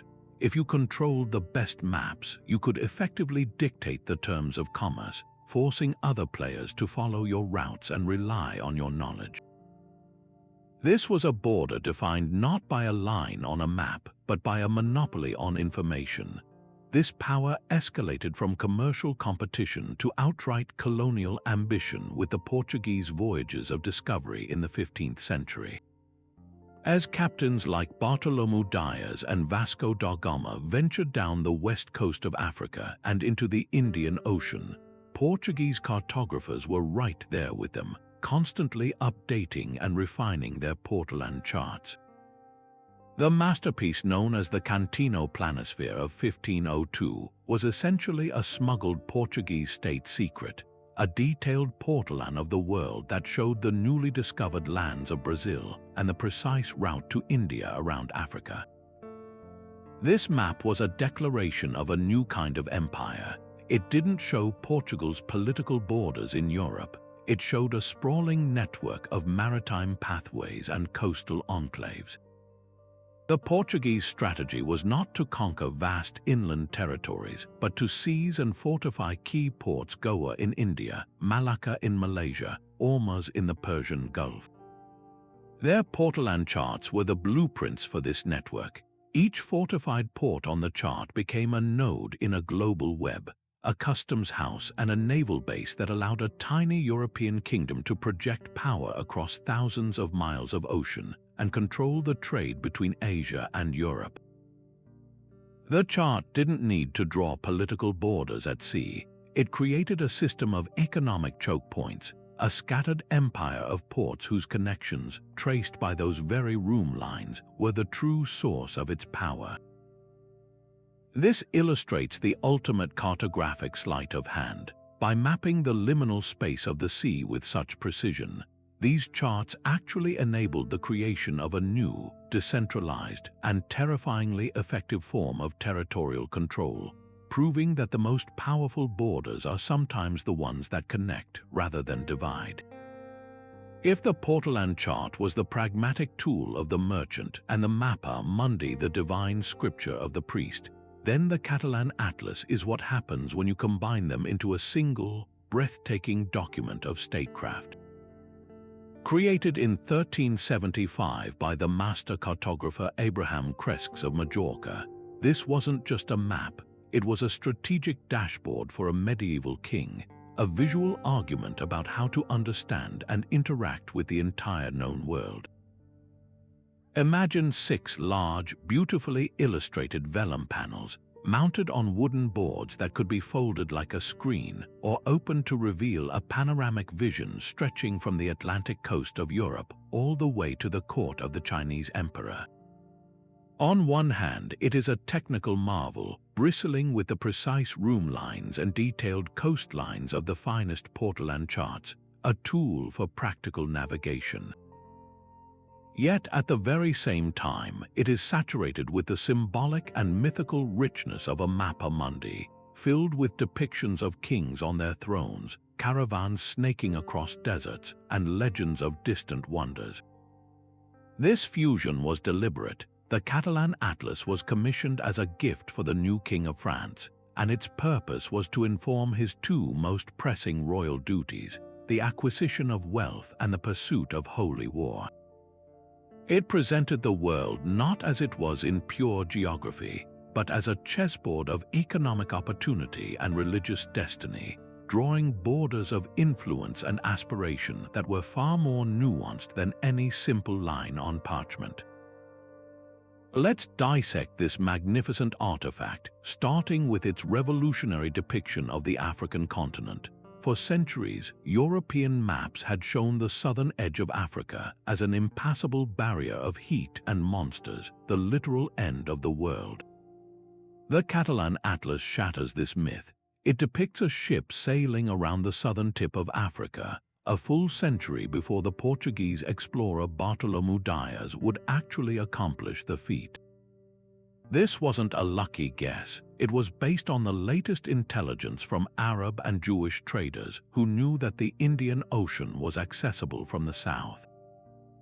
This single, bold cartographic statement redrew the mental map of Europe, opening up a potential sea route to the riches of the East that bypassed the Muslim-controlled land routes of the Silk Road. It was a border of possibility, an invitation to imagine a new global economy. And right in the heart of this newly defined West Africa, the Atlas places a monumental figure, Mansa Musa, the king of the Mali Empire.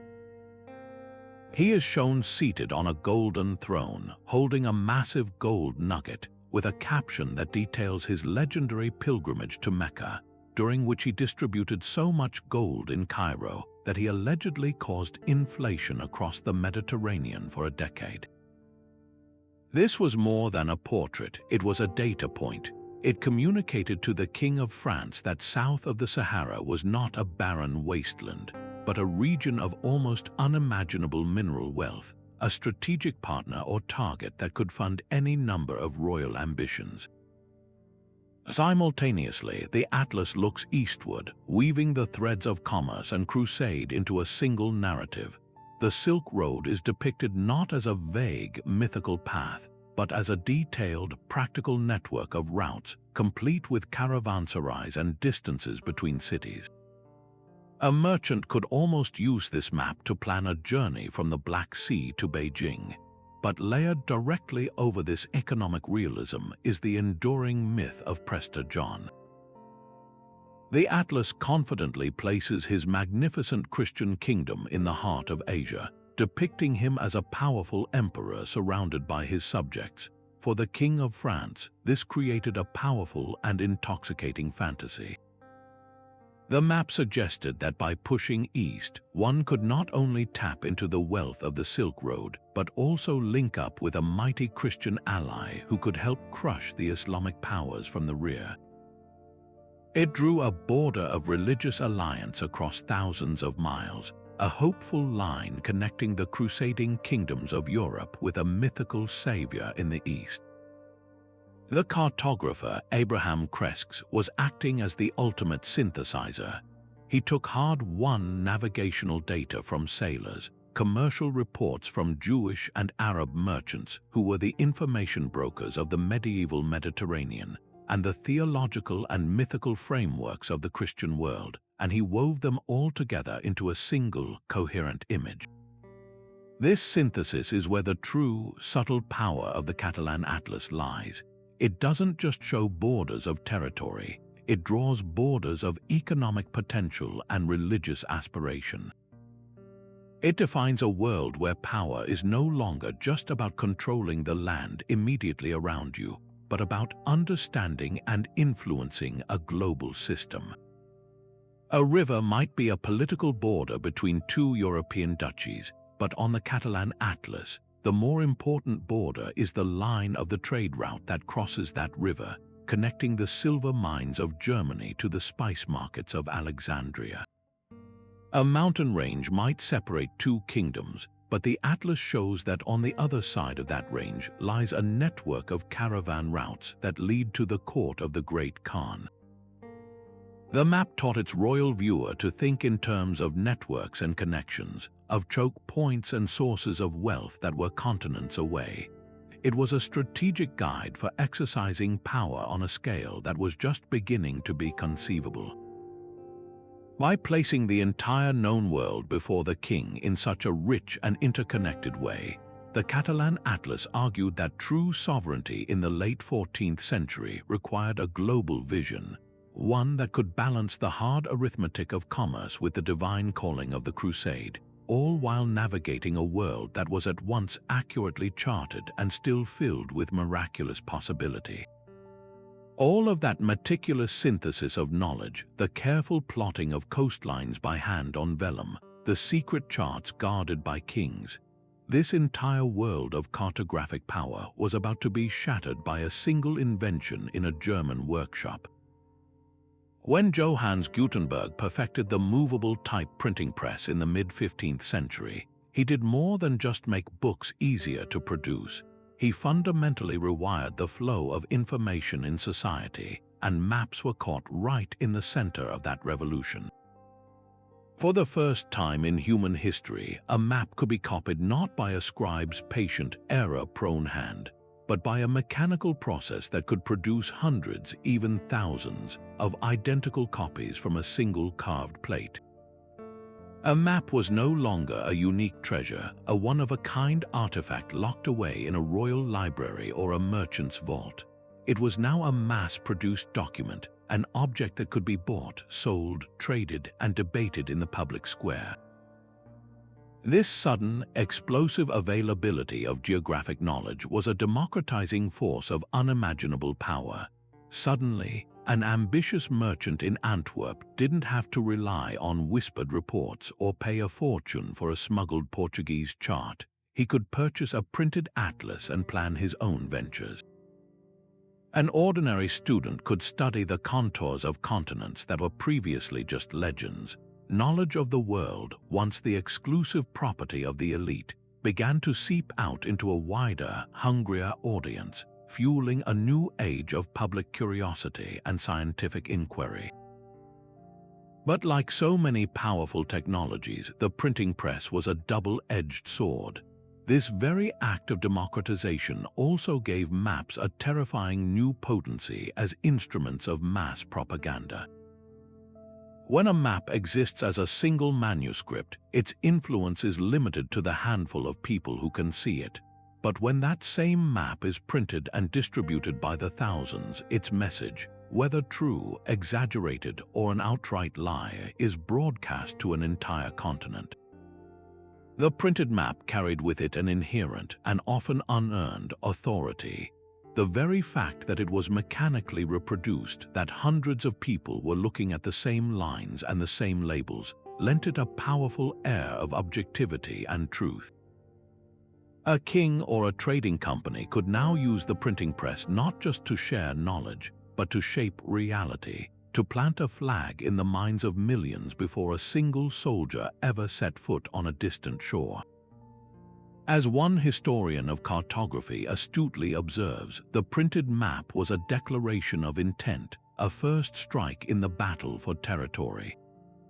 It was a way to stake a claim in the court of European public opinion and to warn rival powers to back off, all through the silent, persuasive power of ink on paper.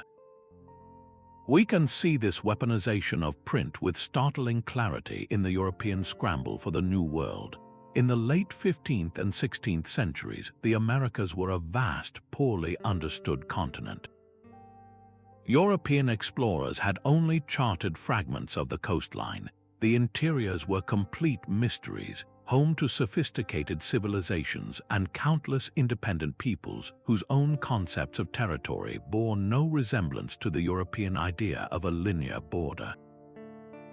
Yet, back in the print shops of Seville, London, and Amsterdam, cartographers were boldly filling in these blank spaces with lines and colors that served their patrons' ambitions. Spanish mapmakers, acting with royal sanction, produced maps that depicted the entire Caribbean and vast swaths of South and Central America as unified territories of the Spanish crown, often labeled simply Hispania Nova or Terra Florida. These maps were not based on detailed surveys. They were based on claims derived from papal bulls like the Treaty of Tordesillas and the voyages of a few explorers.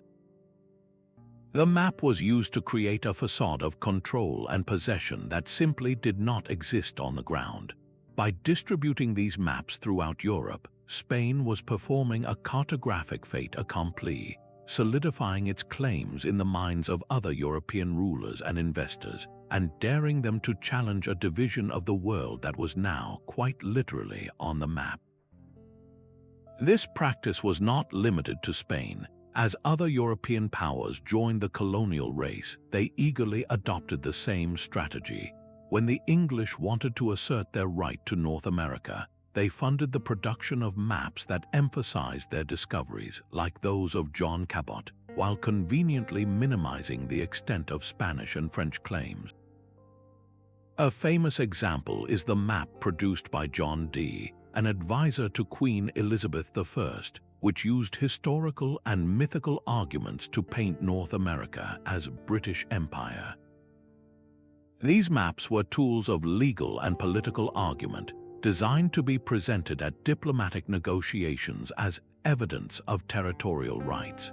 The French, Dutch, and Portuguese all played the same game, each nation's cartographers producing maps that showed their respective colonies as larger, more cohesive, and more legitimate than those of their rivals.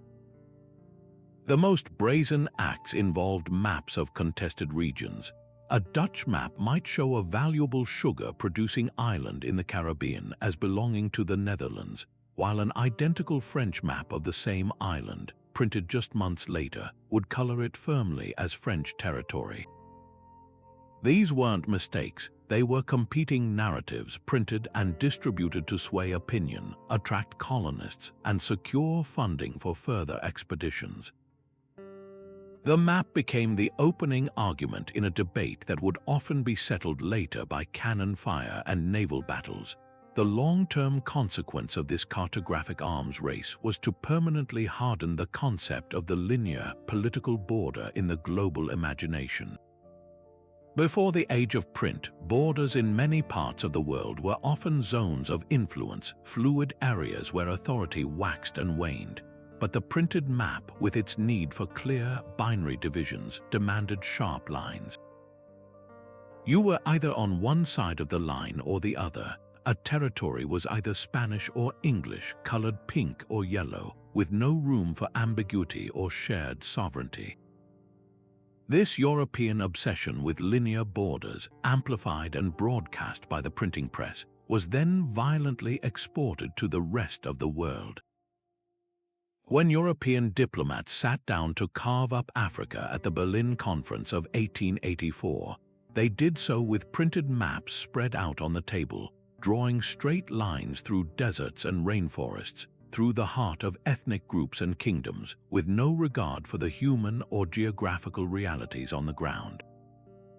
The arbitrary lines they drew on those printed maps became the political boundaries of modern African nations, with consequences that reverberate to this day.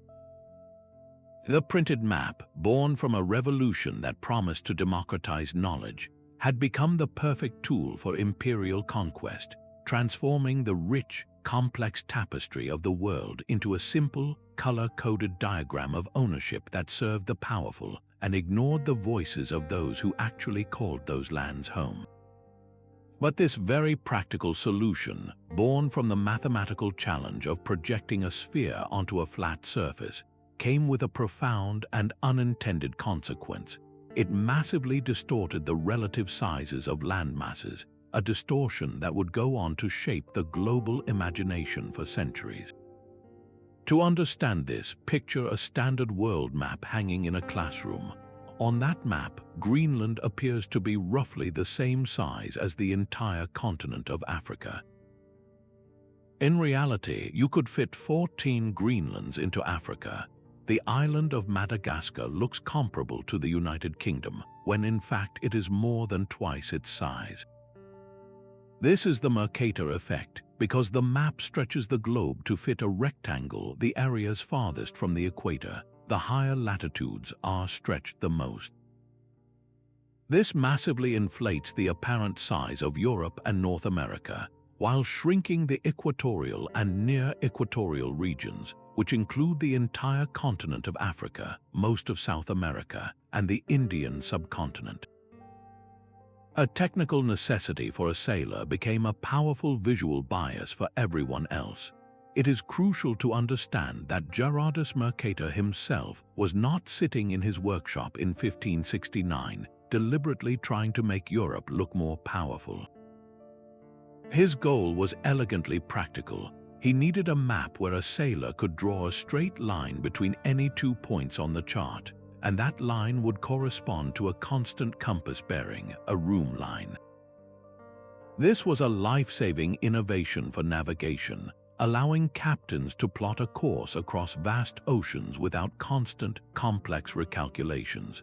The distortion of size was simply the unavoidable mathematical trade-off for achieving this navigational consistency. Mercator was solving a problem for his users, the maritime explorers and traders of his day, not crafting a piece of political propaganda. The power of his projection lay not in its intent, but in its adoption and its enduring subconscious impact. That impact, however, was monumental. Just as the European colonial project was accelerating, the Mercator projection became the standard map of the world. It was the view from the ship, the map used by the empires that were crisscrossing the globe, establishing colonies and drawing new borders. And on this map, those colonial powers, Britain, France, Spain, Portugal, and the Netherlands, all located in the northern mid-latitudes, appeared significantly larger and more dominant than the territories they were often subjugating in the global south. Europe, which is in reality only slightly larger than the continent of Australia, was presented on the map as a vast central landmass. India, a subcontinent of immense size and population, was shrunk.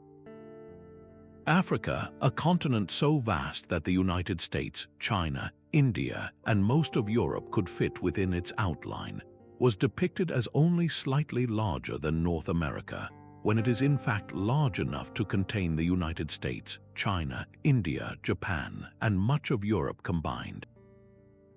This visual language was not neutral. It created a subconscious hierarchy of importance.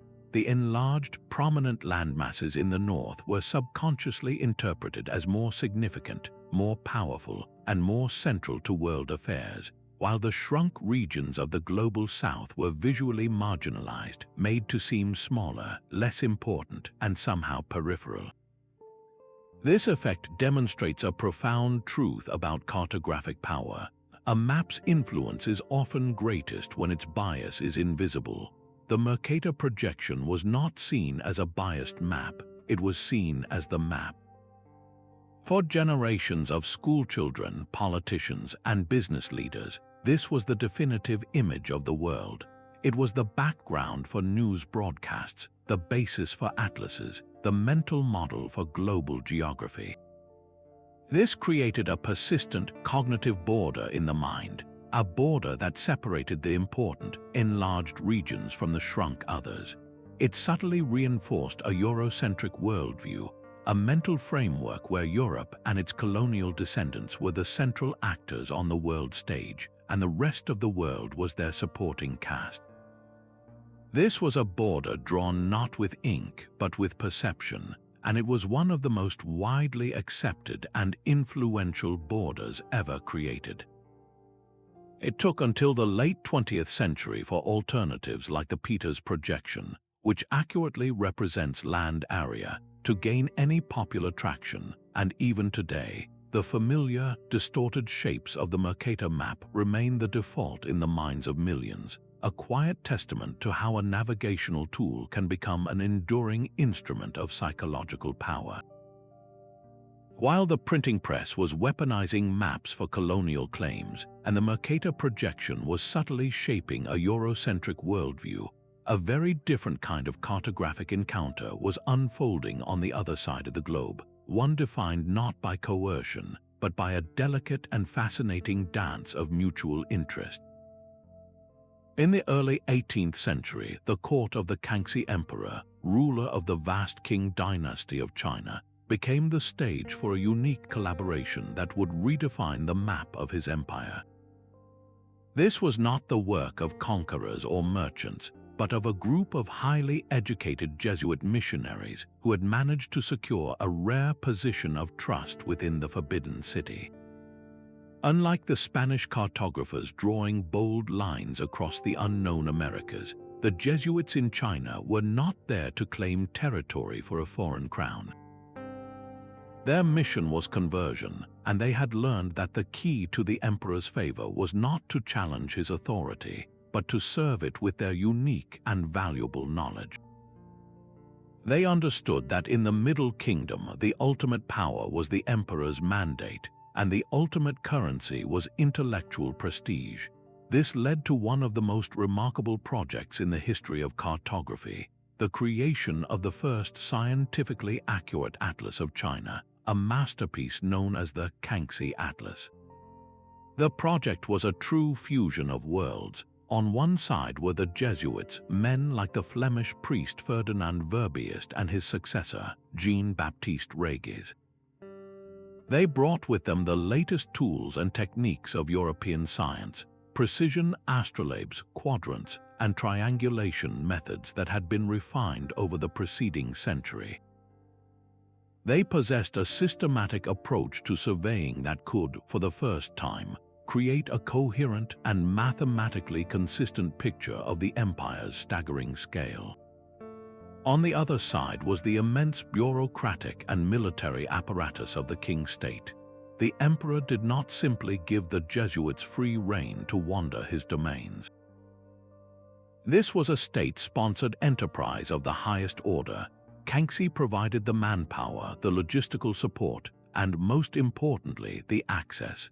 Teams of Manchu and Chinese officials, translators, and soldiers accompanied the Jesuit surveyors on their multi-year journeys, ensuring their safety, facilitating their work, and without a doubt monitoring their every move. The local knowledge these teams provided was invaluable. They knew the ancient place names, the local histories, and the intricate network of administrative boundaries that no foreigner could ever hope to grasp on their own. The resulting maps were thus a hybrid creation, a blend of European mathematical rigor and deeply rooted Chinese geographical understanding. For the Kangxi Emperor, this project was a brilliant piece of political theater and a profound exercise in statecraft. The atlas was far more than a collection of pretty pictures. It was a performative display of his power and enlightenment. By commissioning it, he was demonstrating to his own vast bureaucracy and to the rest of the world that his reign was one of unparalleled order and sophistication. A ruler who could command such a precise and comprehensive survey of his realm was a ruler in total control. It showcased his dominion not just over people, but over space itself, presenting his empire as a single, rational, and perfectly administered unit. The maps became a tool of internal consolidation, helping to bind together the recently conquered territories, including Xinjiang and Tibet, into the conceptual framework of the king state. They visually reinforced the idea of a unified empire with the Forbidden City at its heart, governing a landscape that was now fully known, measured, and catalogued. Furthermore, by employing the Jesuits, Kangxi was making a sophisticated diplomatic statement. He was showing that he was aware of the latest scientific advances from the West, that he could harness them for his own purposes, and that his court was a center of global learning, open to useful foreign knowledge but entirely on its own terms. The power dynamic was clear. The Europeans were not conquerors here. They were skilled technicians in the service of the Son of Heaven. This case study beautifully illustrates that the power of maps is not a one-dimensional force. It isn't always about drawing a line to exclude or to claim. In the hands of a ruler like Kangxi, cartography became a tool of sophisticated diplomacy and legitimacy. The atlas legitimized his authority in the eyes of his own people by presenting a vision of perfect imperial order. and it legitimized his standing in the wider world, presenting China not as a mysterious, isolated land, but as a vast, powerful, and meticulously governed empire that could meet European savants as an intellectual equal, if not a superior. The Kangxi Atlas stands as a powerful counter-narrative to the story of colonial mapping. It reminds us that the lines on a map can be drawn through collaboration as well as conquest, and that the greatest power a map can possess is sometimes the power to showcase a civilization's confidence and mastery over its own destiny, inviting the world to look on in respect rather than in ambition. But to truly grasp the audacity of this new power, we must journey to a small town in Spain in the year 1494. Here, without a single ship or soldier present, 2 kingdoms and a pope performed what might be the most breathtaking act of cartographic arrogance in human history. The stage was set by Christopher Columbus's recent return from his first voyage, claiming new lands for Spain in what he believed were the Indies. This immediately triggered a diplomatic crisis with Portugal, which, under the Treaty of Alcasovas, had rights over territories south of the Canary Islands. Fearing a war between Catholicism's 2 great maritime powers, Pope Alexander VI, a Spaniard himself, stepped in. He issued a series of papal bulls, the most famous being in Turquetera, which drew a line from north to south, 100 leagues west of the Cape Verde Islands. Everything west of this line, he declared, belonged to Spain. Everything east of it, including the route to Africa and India that Portugal had been painstakingly exploring, belonged to Portugal. The non-Christian world, a vast expanse of continents and cultures completely unknown to Europe, had been neatly divided in 2 by a single stroke of a papal pen. It was a declaration that the entire globe was now a Spanish and Portuguese possession by divine right, a claim so staggering in its scope that it almost defies belief. The Portuguese, however, were not entirely satisfied. They argued that the line was too close to their territory and would hinder their ability to use the winds and currents to sail south around Africa. So, diplomats from both kingdoms met in the Spanish town of Tordesillas to negotiate a new line. The resulting treaty moved the boundary to 370 leagues west of the Cape Verde Islands. Think about that for a moment. 2 European powers, with only the haziest understanding of the geography of the Atlantic Ocean, sat in a room and haggled over a line of longitude they could not accurately measure, partitioning oceans and land masses whose very existence they could only guess at. They were essentially drawing a border through an abyss of pure ignorance, dividing the unknown from the unknown. The sheer absurdity of the act is almost comical, yet it was undertaken with the utmost seriousness and backed by the highest religious and political authority of the age. This was the ultimate expression of the power we have been tracing, the belief that a line on a map, if drawn by the right people and blessed by the right institutions, could dictate reality itself, regardless of the millions of people already living in those partitioned lands who had their own maps, their own histories, and their own sovereign rights. The consequences of this imaginary line were, of course, terrifyingly real and are etched into the very fabric of the modern world, because the Treaty of Tordesillas line sliced through the eastern bulge of South America. It inadvertently gave Portugal a massive, unexpected prize, Brazil.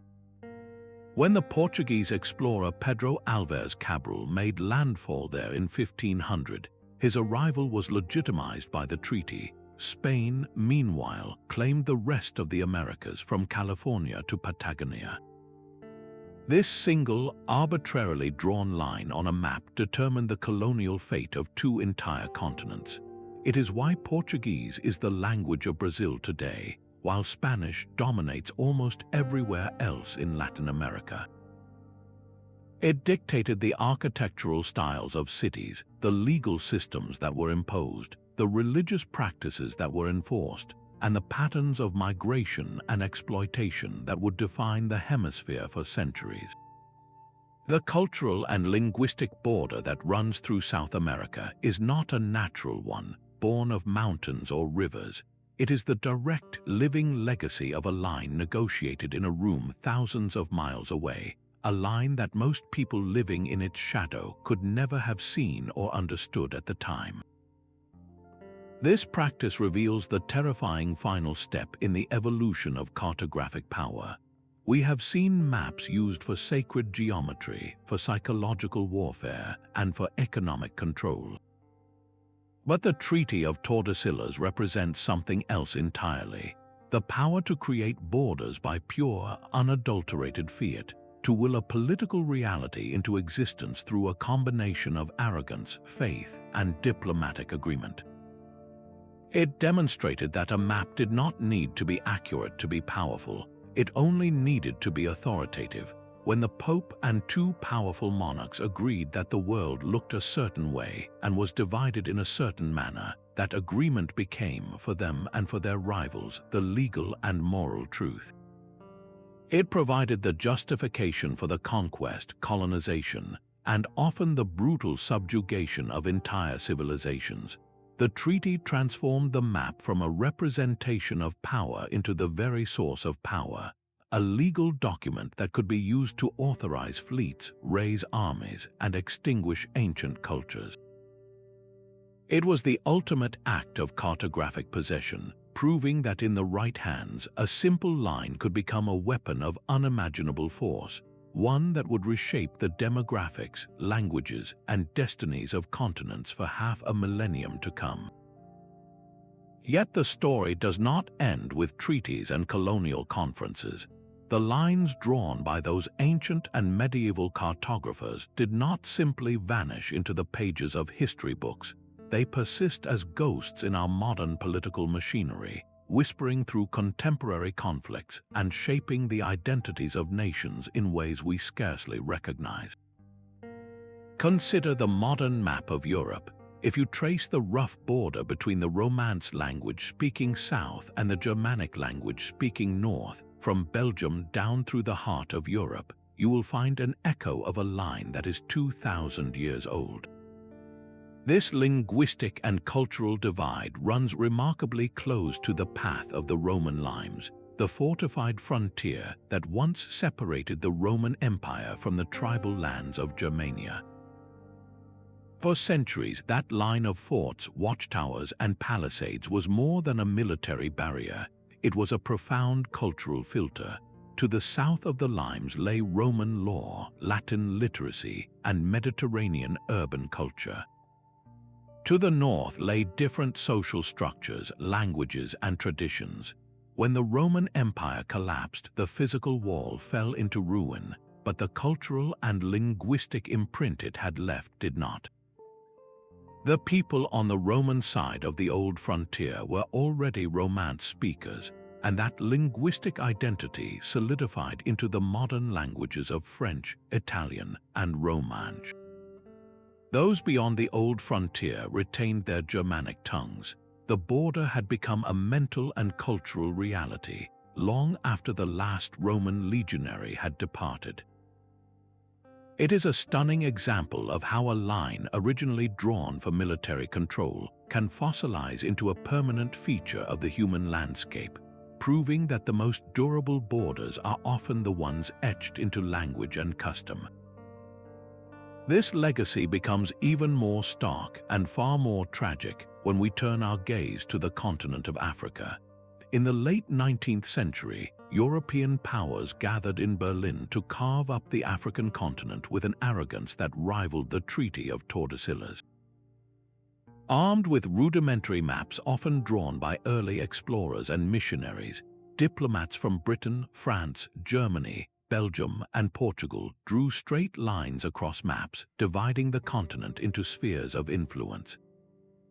With a ruler and a pen, they sliced through dense rainforests, vast deserts, and most destructively through the heart of ancient ethnic groups, kingdoms, and tribal territories.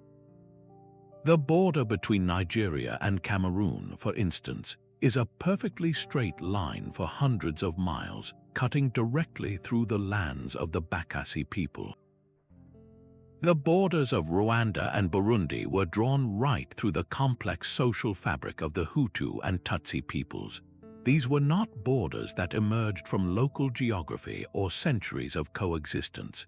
They were administrative conveniences for distant colonial powers, lines that made sense on a flat map in a European conference room, but made no sense on the ground. The consequences of this cartographic violence are still with us today.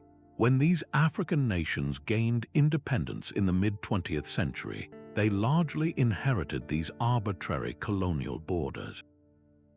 The principle of uti possidetis, meaning as you possess, held that the old administrative lines would become the new international boundaries in an effort to prevent endless border wars. But this meant that the new countries were often saddled with borders that grouped rival ethnic groups together while splitting unified peoples apart. This has been a recipe for persistent instability. Conflicts from the Great Lakes region of Central Africa to the ongoing disputes in the Sahel can trace their roots, at least in part, to those straight lines drawn in Berlin. A border that was meant to simplify control for a colonial power became a source of enduring tension, resource competition, and civil strife for the sovereign nations that followed. So we are left with a haunting and reflective question that hangs over our modern world. How many of today's most intractable international disputes are merely the echoes of a line drawn on a vellum map or a colonial chart centuries ago? The answer, sadly, is many. The conflict between India and Pakistan over Kashmir has roots in the hastily drawn Radcliffe Line of 1947. The tensions in the Middle East are profoundly shaped by the Sykes-Picot Agreement of 1916, where British and French diplomats secretly drew lines across the Ottoman Empire, creating the modern states of Iraq, Syria, and Lebanon with little regard for the region's sectarian and tribal realities. These are not ancient history. They are living, breathing political realities that dictate everything from economic opportunity to the risk of war for millions of people.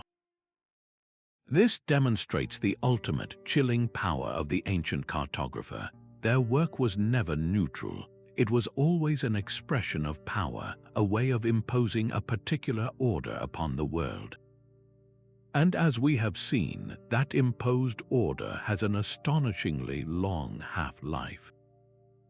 The decisions made by a Roman surveyor with a groma, a medieval monk illuminating a parchment, or a Victorian diplomat with a pen, decisions often based on myth, limited knowledge, or sheer geopolitical ambition, continue to define lives, ignite conflicts, and shape the destinies of nations deep into the 21st century. The map is not just a record of power, it is a conduit for it, carrying the ambitions and prejudices of the past directly into the politics of the present. Today, the gilded scrolls and marble tablets have been replaced by something far more pervasive and intimate: the glowing screen in your pocket. The power to define borders, once wielded by emperors and popes, has undergone a quiet but monumental transfer. The new cartographers no longer work in royal courts. They work in the sleek, climate-controlled campuses of technology giants like Google, Apple, and Meta. Their maps are not locked away in vaults but are accessed billions of times a day by people navigating their daily commutes, planning their vacations, and simply trying to understand the world. Yet, this unprecedented accessibility masks a profound truth. These digital maps are not neutral windows onto reality.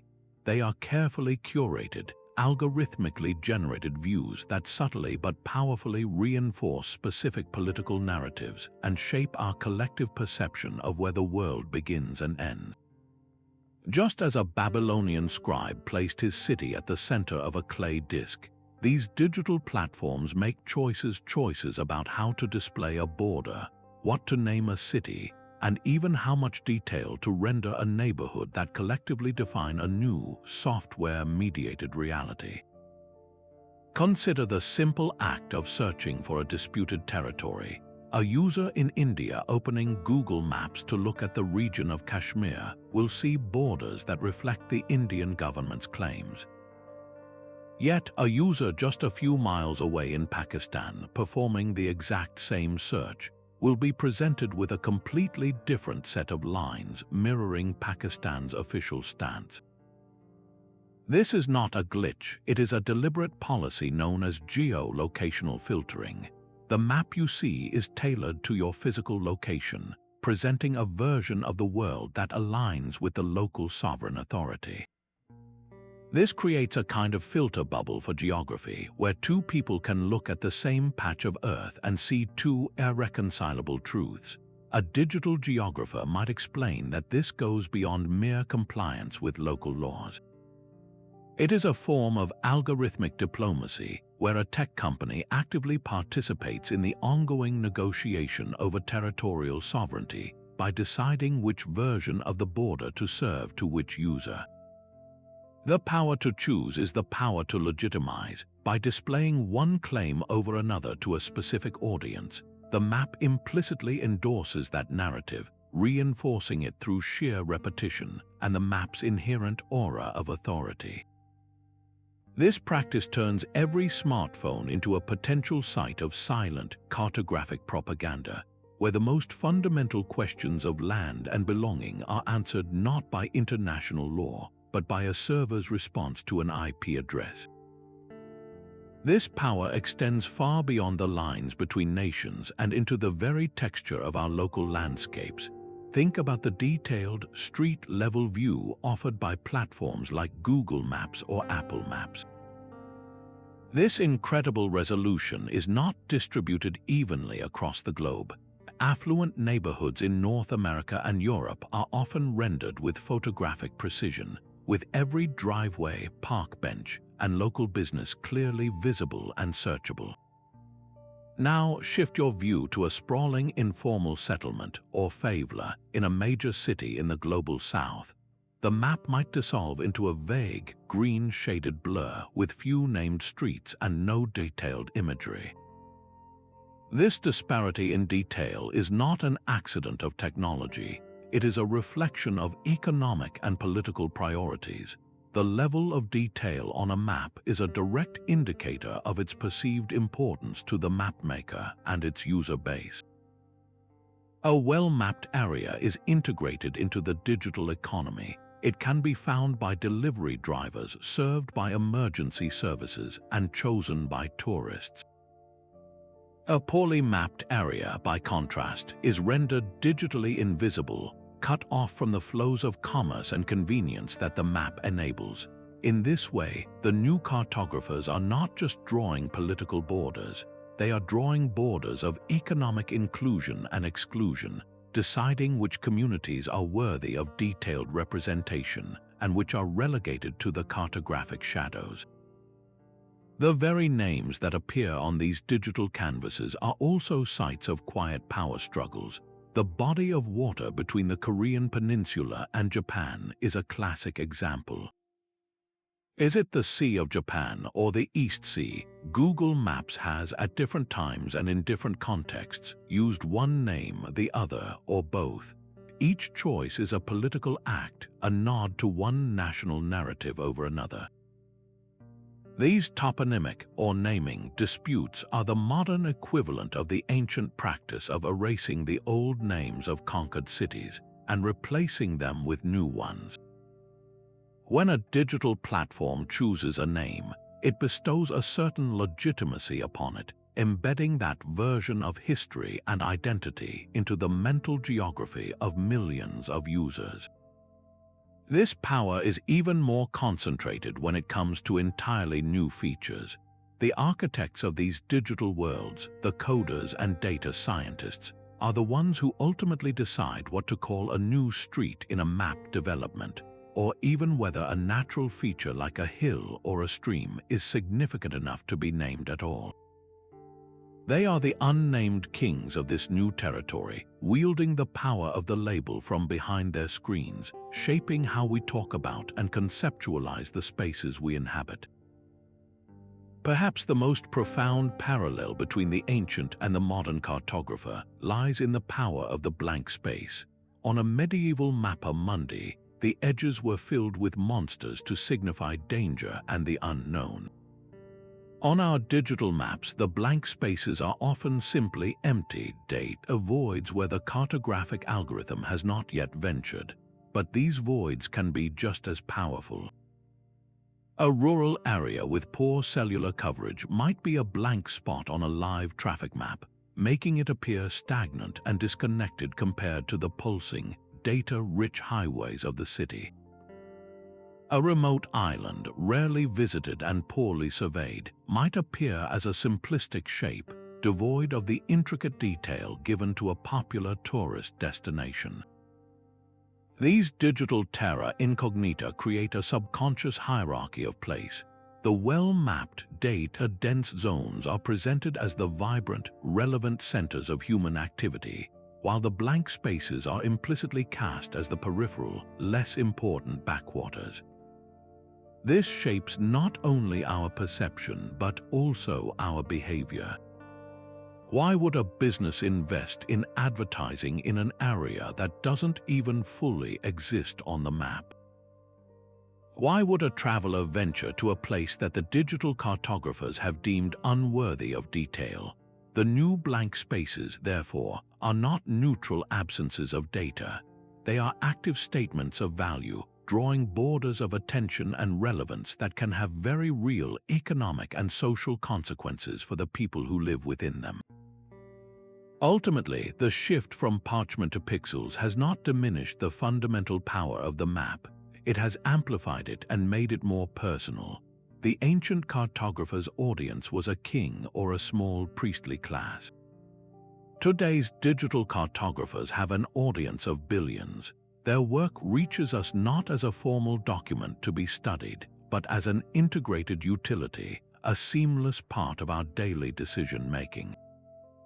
We trust the blue dot on our screen to guide us, rarely questioning the complex web of corporate policies, algorithmic choices, and data collection practices that put it there. This trust is the new cartographer's greatest asset. It allows their version of the world to sink into our subconscious as objective truth, just as a medieval peasant might have accepted the Jerusalem-centered Mappa Mundi as an unassailable article of faith. The coders and engineers in Silicon Valley and beyond may not see themselves as the successors to Ptolemy or Mercator, but they are. They are the new ancient cartographers, armed with algorithms instead of astrolabes, defining the borders of our modern reality with every line of code they write, every satellite image they process, and every political boundary they choose to display. Their power is the same as it ever was, the power to decide what is real, what is important, and ultimately what is home. So now that we have journeyed through the many ways ancient maps projected power, from celestial grids to psychological warfare, you might be looking at these incredible artifacts and wondering how you can possibly decipher their hidden messages. The good news is that you do not need to be a trained historian to become an expert decoder. Reading an ancient map is like learning a new language, a language where every choice from the direction it faces to the creatures in its margins is part of a deliberate argument. Let us equip you with the essential toolkit to look at any historical map and see beyond the faded ink and cracked parchment, to uncover the worldview of the civilization that created it. The first and most fundamental question to ask is a simple one: which way is up? We are so conditioned to north-up maps that we rarely even think about it, but this convention was far from universal. For the creators of many medieval maps like the Hereford Mappa Mundi, the most important direction was east, the direction of the rising sun, and, in Christian belief, the location of the Garden of Eden. This is why these maps are called oriented, from the Latin word oriens for east, On these maps, East is literally at the top, with paradise depicted in that prime position. Jerusalem sits at the very center of the world, not as a geographical fact, but as a theological one, the spiritual heart of creation. So, your first act of decoding is to find the map's true north, which is often a spiritual or political north, not a magnetic one. This immediately tells you what the mapmaker considered the most important axis of the world, the direction from which all meaning flowed. Once you have established the map's orientation, your eye should travel directly to its center. In any composition, the center is the place of greatest importance, and ancient cartographers used this principle with ruthless efficiency. Ask yourself, what is placed at the heart of this world?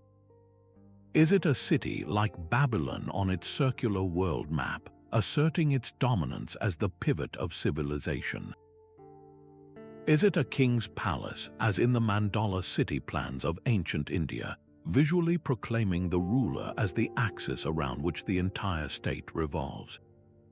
Or is it a religious site like Jerusalem on the Mappa Mundi, making a powerful statement that faith, not politics, is the true organizing principle of the universe?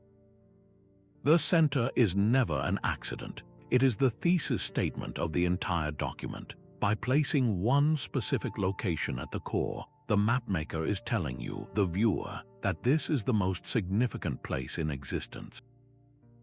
Everything else radiates out from this central point, with its importance diminishing the farther it gets from the heart.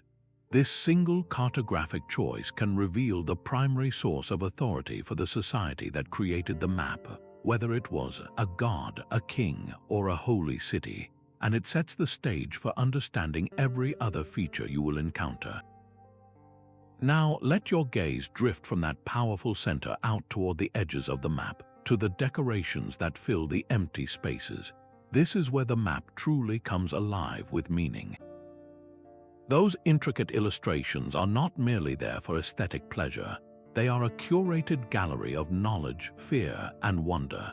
The sea monsters breaching in the ocean, the strange races of men with giant feet or faces on their chests populating the margins, these are not just whimsical fantasies. They are carefully placed signifiers. On a map like the Hereford Mappa Mundi, these creatures inhabit the fringes of the known world.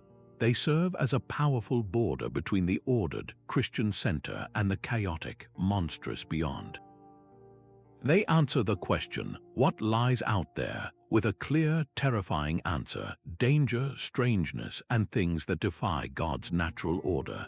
Similarly, if you see a depiction of a powerful king seated on a throne in a distant land, as seen on the Catalan Atlas with its image of Mansa Musa holding a gold nugget, that is not a portrait. It is a data point. It is the mapmaker's way of saying, this region is significant because of its immense wealth, turning the map into a strategic report for economic or military planning. Every illustration, every tiny drawing of a ship or a camel caravan is a piece of a puzzle, telling you what the mapmaker valued, feared, or wanted the user of the map to pursue. Finally, you must train yourself to see what is not there. The blank spaces on an ancient map, the areas labeled terra incognita or left completely empty, are as eloquent as the most detailed coastline. What has the cartographer chosen to omit, and why? Sometimes it is a simple admission of a lack of knowledge, but very often it is a deliberate act of cartographic power. By leaving a region blank or marking it with a simple "here be dragons," the mapmaker is drawing a psychological frontier. They are defining the limits of the civilized world and marking everything beyond it as unknown, dangerous, and ultimately not worth the risk or not yet worthy of inclusion. This practice was used to discourage exploration in certain directions or to downplay the importance of rival civilizations.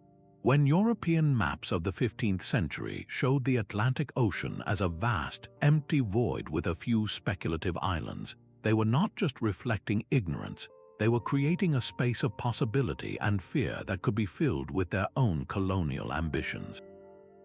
A blank space is an invitation for one person and a warning for another. Learning to interrogate the silence on a map, to ask what has been erased or ignored, is one of the most advanced skills in the decoder's toolkit, revealing the biases and blind spots of the age.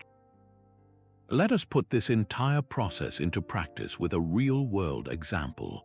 Take a detailed look at a small section of the Hereford Mappa Mundi, perhaps the area surrounding the British Isles. At first glance, it might seem crudely drawn, with Scotland bending at an odd angle and England appearing as a simple, almost abstract shape.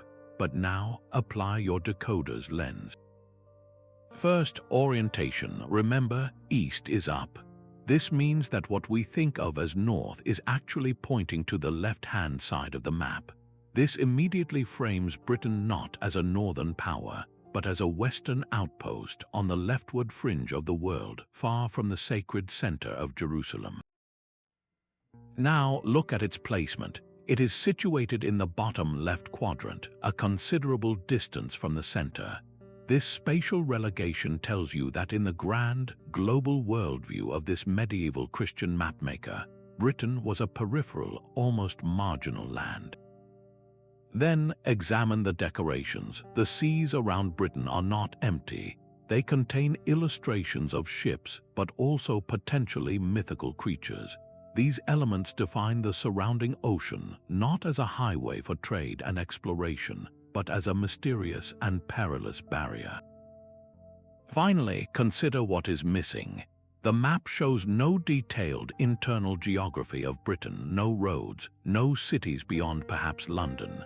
This omission suggests that for the creators of this map, the specific, local details of Britain were far less important than its symbolic role as a part of Christendom, a single piece in a much larger, sacred story.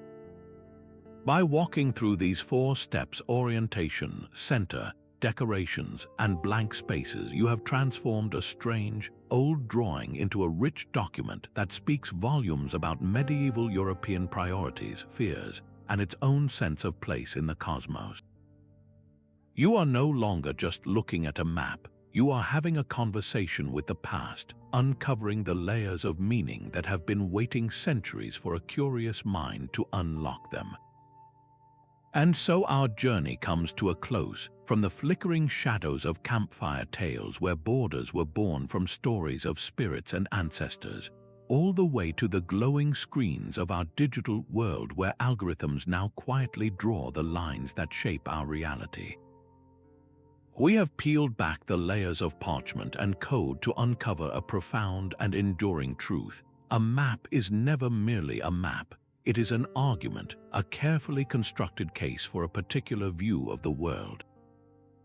It is a weapon used to intimidate rivals and control populations. It is a prayer connecting the earthly to the divine through sacred geometry and celestial alignment. And ultimately, it is a legacy, a set of decisions carved into clay, etched onto vellum, or encoded in silicon that future generations inherit, often without ever knowing the stories behind the lines. The most important takeaway from this entire exploration is that the borders we see on our phones and globes today, the lines we accept as fixed and unchangeable facts of geography, are nothing of the sort. They are the cumulative result of millennia of human effort, the work of priests, kings, surveyors, and explorers, all striving to impose meaning, order, and control onto a vast and often chaotic world.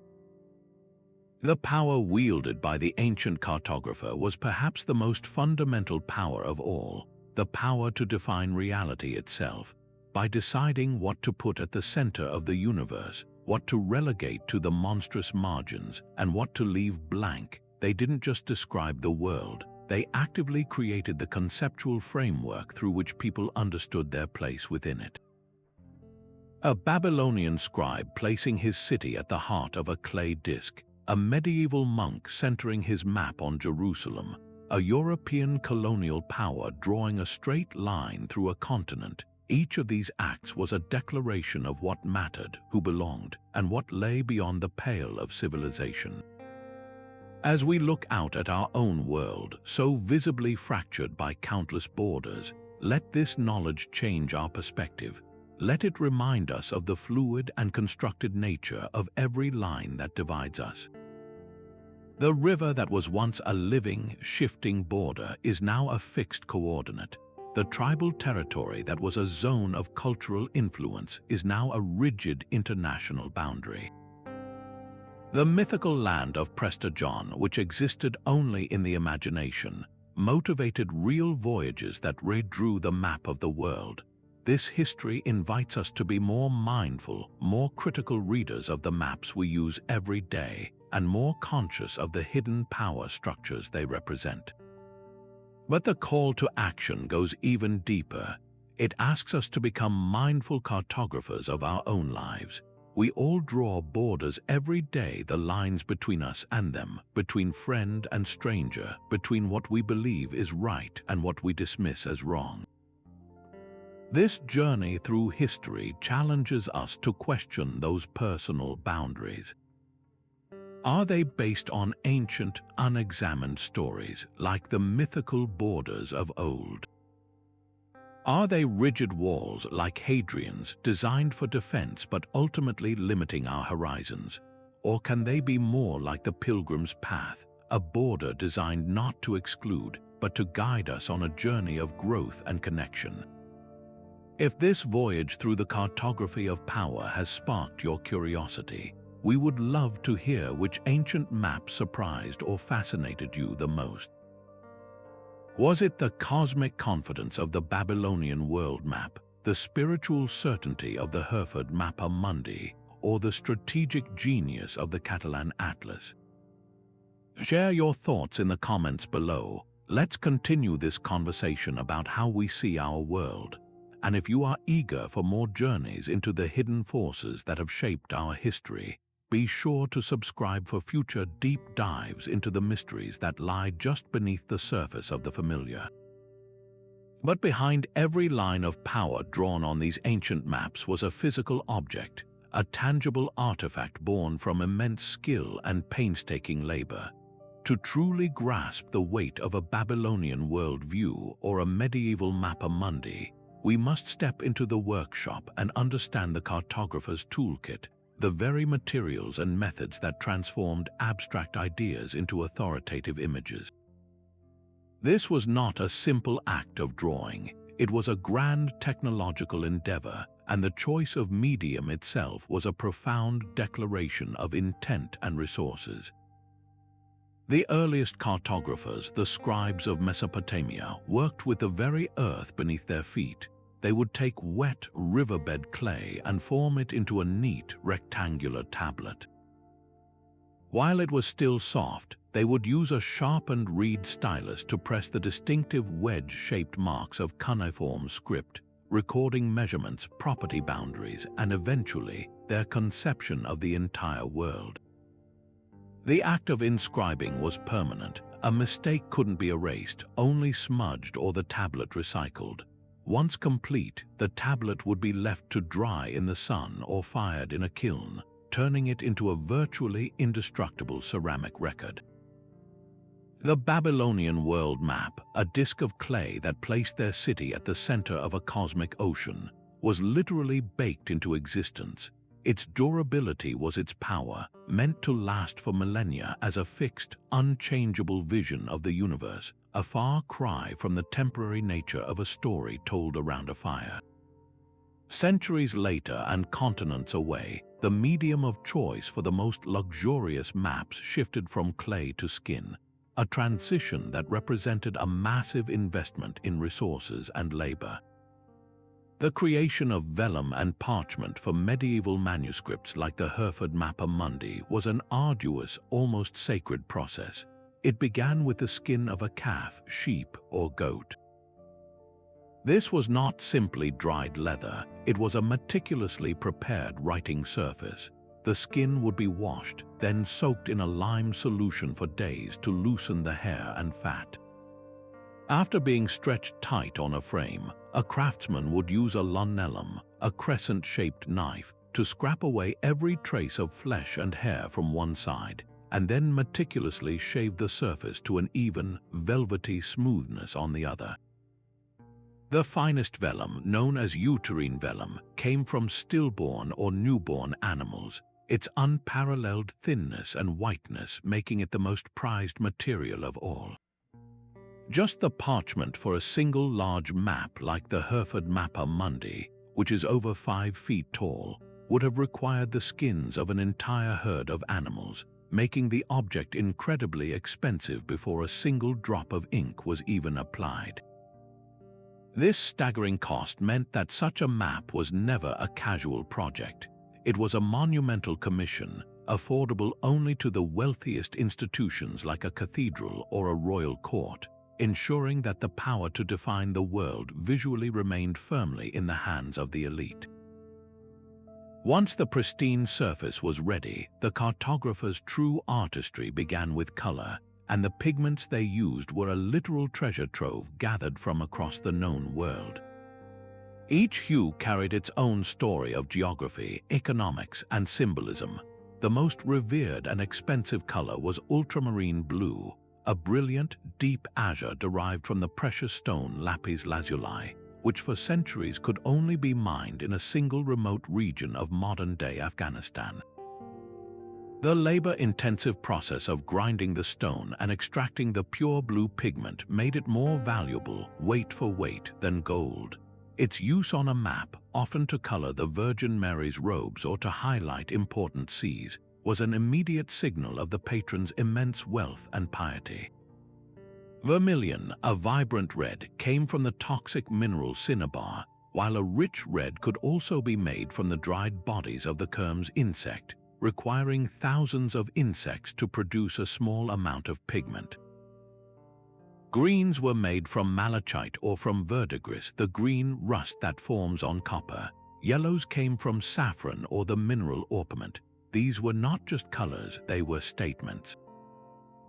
The decision to paint a kingdom in brilliant gold leaf or to outline a continent in costly ultramarine was a deliberate act of emphasis, visually shouting the importance of that region to anyone who beheld the map.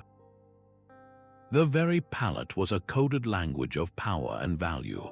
The tools for applying these pigments and for the initial drafting of the map ranged from the elegantly simple to the mechanically complex. For the scribe at his desk, the basic toolkit included a quill pen, often from a goose or swan feather, carefully cut and shaped with a penknife. He would have a variety of brushes for applying color and gold leaf, and a compass for drawing perfect circles, a shape so crucial to the medieval worldview. But for the cartography of exploration and navigation, the tools became sophisticated scientific instruments. The mariner's compass, which reliably indicated magnetic north, was revolutionary, allowing for the creation of the room lines that crisscross Portolan charts. To determine their latitude at sea, navigators used the cross staff or the astrolabe. The cross staff was a simple but effective tool. The mariner would place one end of the main staff to his eye and then slide a crosspiece along it until its top and bottom seemed to touch the horizon and the sun or North Star. By reading the markings on the staff, he could calculate his latitude. The astrolabe was a far more complex and beautiful instrument, a brass disc engraved with a map of the sky that could be rotated and adjusted to solve astronomical problems. It could tell time, predict the rising and setting of stars, and measure the altitude of celestial bodies. Using an astrolabe to fix a ship's position was a slow, difficult process on a rolling deck, but it was one of the most advanced technologies on the planet. Possessing and knowing how to use such an instrument was a form of highly specialized knowledge that separated the elite navigator from the common sailor, a direct link between celestial observation and the drawing of a line on a chart. When we pull back to view this entire process from the herds of animals needed for vellum to the caravans bringing lapis lazuli from Afghanistan, to the skilled scribes and instrument makers, it becomes overwhelmingly clear that the creation of a major map was itself a monumental act of power. It was a project that consumed vast economic resources, required a small army of specialized artisans, and depended on access to long-distance trade networks for materials. This high barrier to entry ensured that mapmaking was almost exclusively the domain of kings, popes, and the most powerful merchant republics. They were the only entities with the capital, the administrative reach, and the motive to fund such an enterprise. A map was not just a picture, it was the end product of a complex industrial operation, a physical embodiment of a society's wealth, technical prowess, and global connections. To hold a finished map was to hold the culmination of that entire system, a concentration of labor and treasure that gave a ruling institution the ultimate authority to say, "This is what the world looks like, and this is our place in it." The cartographer's toolkit, therefore, was far more than just a collection of pens and pigments. It was the essential machinery of geopolitical vision, turning raw materials and human genius into the very frameworks that would guide empires and shape human understanding for centuries.